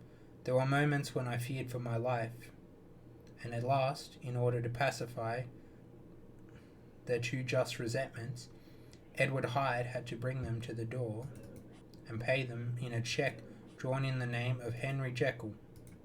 But this danger was easily eliminated from the future by opening an account at another bank in the name of Edward Hyde himself, and when, by sloping my own hand backward, I had supplied my double signature, I thought I sat beyond the reach of fate. Some 2 months before the murder of Sir Danvers, I had been out for one of my adventures. I had returned at a late hour and woke the next day in bed with a somewhat odd sensation. It was in vain I looked about me. In vain I saw the decent furniture and tall proportions of my room in the square. In vain that I recognized the pattern of the bed curtains and the design of mahogany frame. Something still kept insisting that I was not where I was, that I had not awakened where I seemed to be, but in the little room in Soho, where I was accustomed to sleep in the body of Edward Hyde. I smiled to myself, and in my psychological way, began to lazily inquire into the elements of this illusion. Occasionally, even as I did so, dropping back into a comfortable morning doze, I was still so engaged when one of my more wakeful moments fell upon my hand, now the hand of Henry Jekyll, as you have often remarked. Now the hand of Henry Jekyll, as you have often remarked, was professional in shape and size. It was large, firm, white, and comely. But the hand which I now saw clear in the yellow light of mid-London morning, lying half shut on the bedclothes, was lean, quarter, knuckly, of a dusky pallor, and thickly shaded with a swart growth of hair. It was the hand of Edward Hyde. I must have stared upon it for nearly half a minute, sunk as I was in the mere stupidity of wonder, before terror woke up in my breast, as suddenly and startling as the crash of cymbals. And, bounding from my bed, I rushed to the mirror. At the sight that met my eyes, my blood was changed into something exquisitely thin and icy. Yes, I had gone to bed Henry Jekyll. I had awakened Edward Hyde. How was this to be explained? I asked myself then, and with another bound of terror. How was it to be remedied? It was well on in the morning. My servants were all up. My drugs were in the cabinet. A long journey down 2 pairs of stairs, through the back passage and across the open court, through the anatomical theatre, from where I was then standing horror-struck. It might indeed be possible to cover my face, but of what use was that when I was unable to conceal the alteration of my stature? And then, with an overpowering sweetness of relief, it came back upon my mind that the servants were already used to the coming and goings of my second self. I had soon dressed as well as I was able in the clothes of my own size, and had soon passed through the house, where Bradshaw stared and drew back at seeing Mr. Hyde at such an hour and in such a strange array, and 10 minutes later Dr. Jekyll had returned to his own shape and was sitting down, with a darkened brow, to make a feint of breakfasting. Small indeed was my appetite. This inexplicable incident, this reversal of my previous experience, seemed like the Babylonian finger on the wall, to be spelling out the letters of my judgment, and I began to reflect more seriously than ever before on the issues and possibilities of my double existence. That part of me, which I had the power of projecting, had lately been much exercised and nourished. It had seemed to me of late as though the body of Edward Hyde had grown in stature, as though, when I wore that form, I was conscious of a more generous tide of blood, and I began to spy a danger that if this were much prolonged, the balance of my nature might be permanently overthrown, the power of voluntary change be forfeited, and the character of Edward Hyde become irrecoverably mine. The power of the drug had not always been equally displayed. Once, very early in my career, it had totally failed me. Since then, I had been obliged on more than one occasion to double, and once, with an infinite risk of death, to treble the amount, and at these rare uncertainties had cast hitherto the sole shadow of my contentment. Now, however, and in the light of that morning's accident, I was led to remark that, whereas in the beginning the difficulty had been to throw off the body of Jekyll, it had of late gradually but decidedly been transferring itself to the other side. All things, therefore, seemed to point at this, that I was slowly losing hold of my original and better self, and becoming slowly incorporated with my second and worse. Between these two, I felt I now had to choose. My two natures had memory in common, but all faculties were most unequally shared between them. Jekyll, who was composite now, with the most sensitive apprehensions, now with greedy gusto, projected and shared the pleasures and adventures of Mr. Hyde. But Hyde was indifferent to Jekyll, or but remembered him as the mountain bandit remembers the cavern in which he conceals himself from pursuit. Jekyll had more than a father's interest. Hyde had more than a son's indifference. To cast my lot in with Jekyll was to die to those appetites I had long secretly indulged in, and had of late began to pamper. To cast it in with Hyde was to die 1,000 interests and aspirations, and to become, at a blow and forever, despised and friendless. The bargain might appear unequal, but there was still another consideration in the scales, for while Jekyll would suffer smartingly in the fires of abstinence, Hyde would not be even conscious of all that he had lost. Strange as my circumstances were, the terms of this debate are as old as commonplace as man. Much the same inducements and alarms cast the die for any tempered and trembling cinder, and yet it fell out with me, as it falls with so vast a majority of my fellows, that I chose the better part of me, and was found wanting in the strength to keep it. Yes, I preferred the elderly and discontented doctor, surrounded by friends and cherishing honest hopes, and bade a resolute farewell to the liberty, the comparative youth and light step, leaping impulses and secret pleasures I had enjoyed in the disguise of Hyde.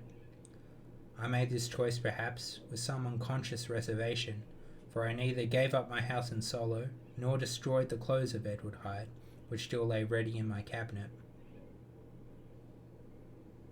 For 2 months, however, I was true to my determination. For 2 months I led a life of such severity as I had never before attained to, and enjoyed the compensations of an improving conscience. But time began at last to obliterate the freshness of my alarm, the praises and consciousness. Hey, I've made a friend. Began to grow, and a struggling thing, of course. I began to be tortured with the throes and longings as of Hyde struggling after freedom, and at last, in an hour of moral weakness, I once again compounded and swallowed the transforming draught. I do not suppose that when a drunkard reasons with himself upon his vice, he is once out of 500 times affected by the dangers that he runs through his brutish physical insensibility. Neither had I, long as I consider my position, made enough allowance for the complete moral insensibility and yet insensate readiness to evil, which were the leading characteristics of Edward Hyde. Yet it was by these I was to be punished. My devil had been long caged. He came out roaring. I was conscious, even when I took the draught, of a more unbridled, more furious propensity to ill. It must have been this, I suppose, that stirred in my soul that tempest of impatience to which I listened to the civilities of my unhappy victim. I declare, at least before God, no man morally sane could have been guilty of that crime upon so pitiful a provocation, and that I struck no more reasonable spirit than that in which a sick child may break a plaything. But I had voluntarily stripped myself of all these balancing instincts, by even the worst of us continues to walk with some degree of steadiness among the temptations, and in my case to be tempted, however slightly, was to fall. Instantly the spirit of hell awoke in me in rage. With a transport of glee I mauled the unresisting body, tasting delight from every blow, and it was not till weariness had begun to succeed that I was suddenly, in the top fit of my delirium, struck through my heart by a cold thrill of terror. A mist dispersed. I saw my life to be forfeit, and fled from the scene of these excesses, and once glorying and trembling, my lust of evil gratified and stimulated, my love of life screwed to the topmost peg, I ran to the house in Soho, to make assurance doubly sure, destroyed my papers, then set out through the lamplit streets in the same divided ecstasy of mind, gloating on my crime, light-heartedly devising others in the future, and yet still hastening and still hearkening in my wake for the steps of the avenger. Hyde had a song upon his lips as he compounded the draught, and as he drank it, pledged the dead man. The pangs of transformation had not done tearing him before Henry Jekyll, with streaming tears of gratitude and remorse, had fallen upon his knees and lifted his clasped hands to God. The veil of self-indulgence was rent from head to foot. I saw my life as a whole.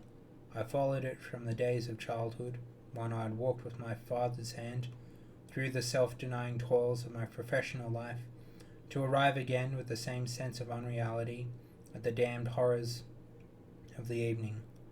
I could have screamed aloud. I sought with tears and prayers to smother down the crowd of hideous images and sounds with which my memory swarmed against me, and between the petitions the ugly face of my iniquity stared into my soul. As the acuteness of this remorse began to die away, it was succeeded by a sense of joy.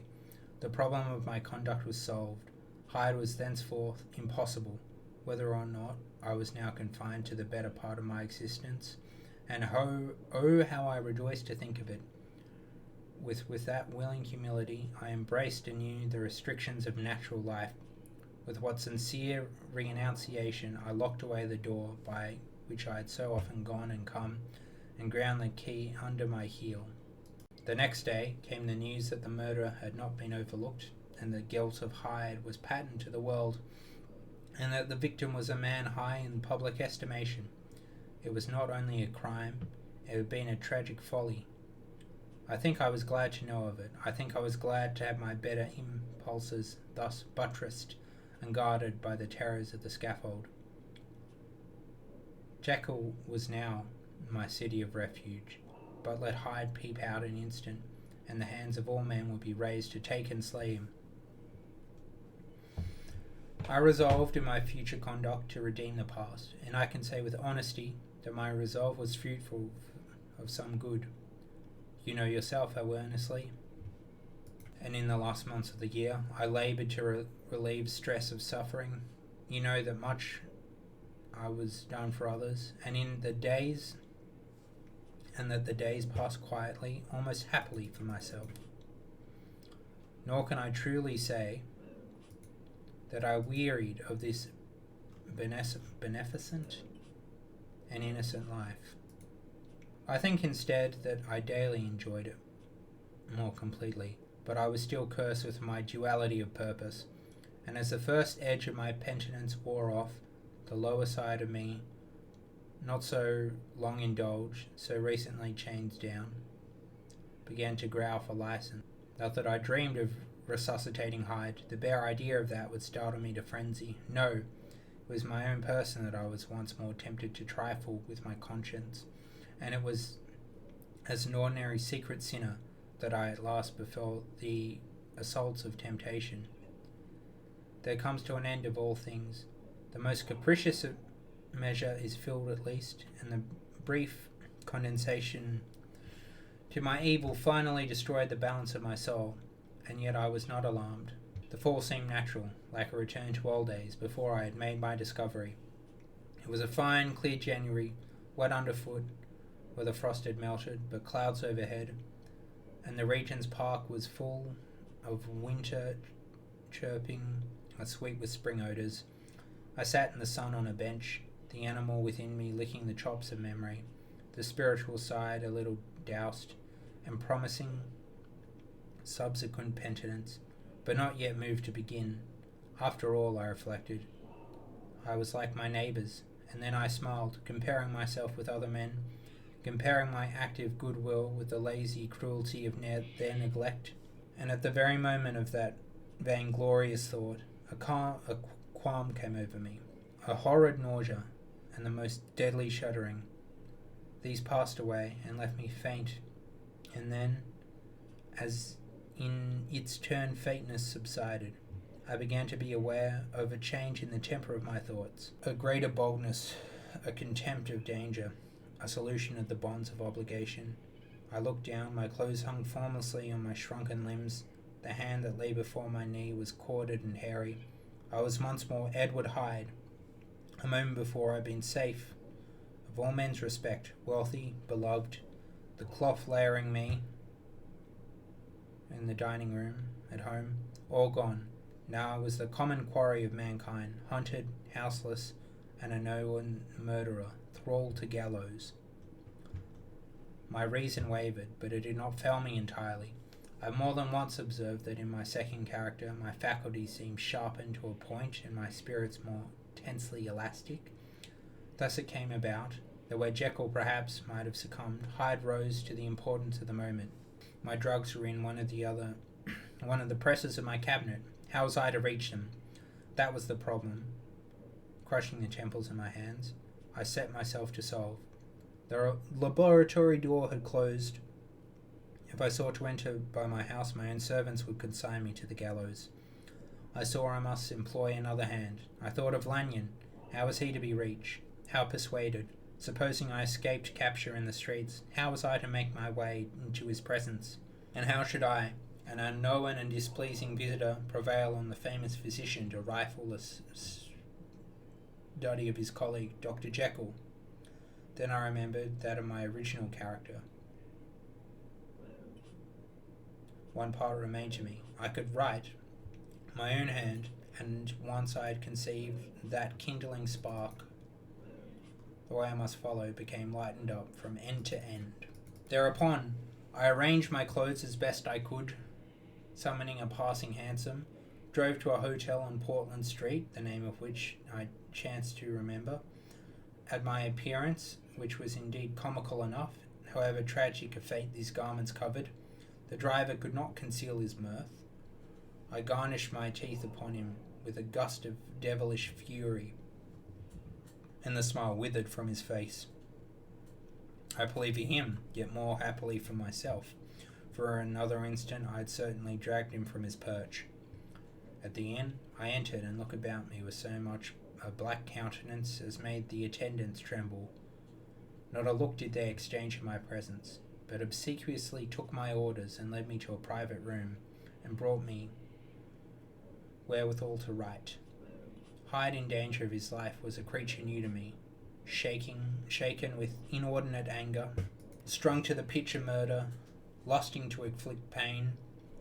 Yet the creature was astute, mustered his fury with great effort of the will, composed his two important letters, one to Lanyon and one to Poole, that he might receive actual evidence of their being posted, sent them out with directions they should be registered. Thenceforth he sat all day over the fire in the private room, gnawing his nails, and there he dined, sitting alone, with his fears, the waiter visibly quailing before his eye. And thence, when the night was fully come, he set forth in the corner of a closed cab that was driven to and fro about the streets of the city. He, I say, I cannot say I. that child of hell, and nothing human, nothing lived in him but fear and hatred. And when at last, thinking the driver had begun to grow suspicious, he discharged the cab and ventured on foot, attired in misfitting clothes, an object marked for observation, into the midst of the nocturnal passengers, these two base passions raged within him like a tempest. He walked fast, haunted by his fears, chattering to himself, skulking through less frequented thoroughfares, counting the minutes that divided him from midnight. Once a woman spoke to him, offering, I think, a box of lights. He smote her in the face, and she fled. When I came to myself at Lanyon's, the horror of my old friend's face perhaps affected me somewhat. I do not know. It was, at least, but a drop in the sea to the abhorrence with which I looked back upon these hours. A change had come over me. It was no longer the fear of the gallows. It was the horror of being Hyde that racked me. I received Lanyon's condemnation partly in my dream, and it was partly in a dream that I came home to my own house and got into bed. I slept after the prostration of the day with stringent and profound slumber, which not even the nightmares that wrung me could avail to break. I awoke in the morning shaken, weakened, but refreshed. I still hated and feared the thought of the brute that slept within me, and I had not, of course, forgotten the appalling dangers of the day before, but I was once more at home, in my own house, and close to my drugs. The gratitude for my escape shone so strong in my soul that it almost rivaled the brightness of hope. I was stepping leisurely across the court after breakfast, drinking the chill of the air with pleasure, when I was seized again with those indescribable sensations that heralded the change, and that I had but the time to gain the shelter of my cabinet before I was once again raging and freezing with the passions of Hyde. It took on this occasion a double dose to recall me to myself, and alas, 6 hours after, as I sat looking sadly in the fire, the pangs returned, and the drug had to be re-administered. In short, from that day forth, it seemed only by great effort of gymnastics, and only under the immediate stimulation of the drug, that I was able to wear the countenance of Jekyll. At all hours of the day and night, I would be taken with the premonitory shudder. Above all, if I slept, or even dozed for a moment in my chair, it was always as Hyde that I awakened. Under the strain of continually impending doom, and by the sleeplessness to which I had now condemned myself, even beyond what I thought was possible to man, I became in my own person a creature eaten up and emptied by the fever, languidly weak in both body and mind, and solely occupied by one thought, the horror of my other self. But when I slept, or when the virtue of the medicine wore off, I would leap almost without transition, for the pangs of transformation grew daily less marked, into the possession of a fancy brimming with images of terror, a soul boiling with causeless hatreds, and a body that seemed not strong enough to contain the raging energies of life. The powers of Hyde that seemed to have grown with the sickness of Jekyll, and certainly the hate that now divided them was equal on both sides. With Jekyll, it was a thing of vital instinct. He had now seen the full deformity of what the creature that shared with him some of the phenomena of consciousness, and was co-heir with him to death. And beyond these links of community, which in themselves made the most poignant parts of his distress, he thought of Hyde, for all his energy of life, as something not only hellish but ignorant. This was the shocking thing, that the slime of the pit seemed to utter cries and voices that the amorphous dust gesticulated and sinned, and what was dead and had no shape should usurp the offices of life. And this again, that this insurgent horror was knit to him closer than a wife, closer than an eye, lay caged in his flesh, where he heard it mutter and felt it struggle to be born at every hour of weakness, and in the confidence of slumber prevailed against him and deposited him out of life. The hatred for Jekyll was of a different order. His terror of the gallows drove him continually to commit temporary suicide and return to his subordinate station of a part instead of a person. But he loathed the necessity, he loathed the despondency into which Jekyll was now fallen, and he resented the dislike with which he was himself regarded. Hence the ape-like tricks he would play on me, scrawling in my own hand blasphemies on the pages of my books, burning the letters and destroying the portrait of my father, and indeed, had it not been for his fear of death, would have long ago ruined himself in order to involve me in the ruin. But his love of me is wonderful. I go further. I, who sicken and freeze at the mere thought of him, when I recall the objection and passion of this attachment, when I know he fears my power to cut him off by suicide, I find it in my heart to pity him. It is useless, and the time awfully fails me to prolong this description. No one has ever suffered such torments. Let that suffice.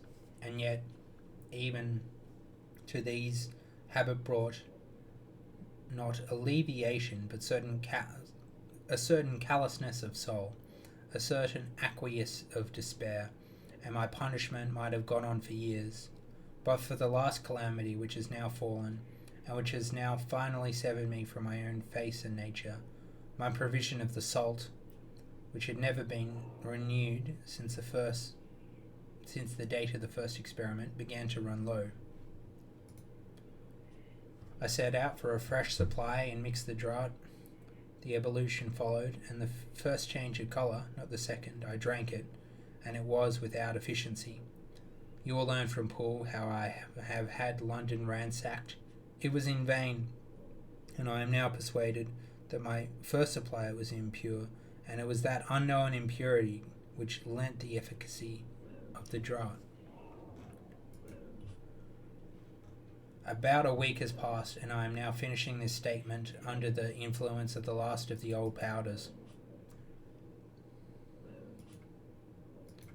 This is then the last time, short of a miracle, that Henry Jekyll can think his own thoughts or see his own face, now how sadly altered, in the glass. Nor must I delay too long in bringing my writing to an end, for if my narrative has hitherto escaped destruction, it has been by a combination of great prudence and great good luck. Should the throes of change take me in the act of writing it, Hyde will tear it in pieces, but as some time shall have elapsed after I have laid it by, his wonderful selfishness and circumscription to the moment will probably save it once again from the action of his ape-like spite, and indeed the doom that is closing on both of us has already changed and crushed him. Half an hour from now, when I shall again and forever re-endue that hated personality, I know how I shall sit shuddering and weeping in my chair, or continue with the most strange and fear-struck ecstasy of listening to pace up and down in this room, my last earthly refuge, and give ear to every sound of menace. Will Hyde die upon the scaffold, or will he find courage to release himself at the last moment? God knows. I am careless. This is the true hour of my death, and what is to follow concerns another than myself. Here then, as I lay down the pen and proceed to seal up my confession, I bring the end of that unhappy Henry... Get this right, it's the last fucking sentence. Here then, as I lay down the pen and proceed to seal up my confession... Oh, another rune spear. Not what I want, but I'll take it. Here then, as I lay down the pen and proceed to seal up my confession, I bring the life of that unhappy Henry Jekyll to an end. And that's the end of the story. And we didn't get a goddamn... Well, I got a few randoms. Didn't get the dragon stones. Didn't get the... it's alright. Then I got to read the whole book. Again, it's pretty heavy. So what did we learn? Oh, you fucker. Well, I'm about to leave anyway. Well, I was going to do a recap. You know, the duality of man can't be cured by mixing some fucking potions in your self-made drugs.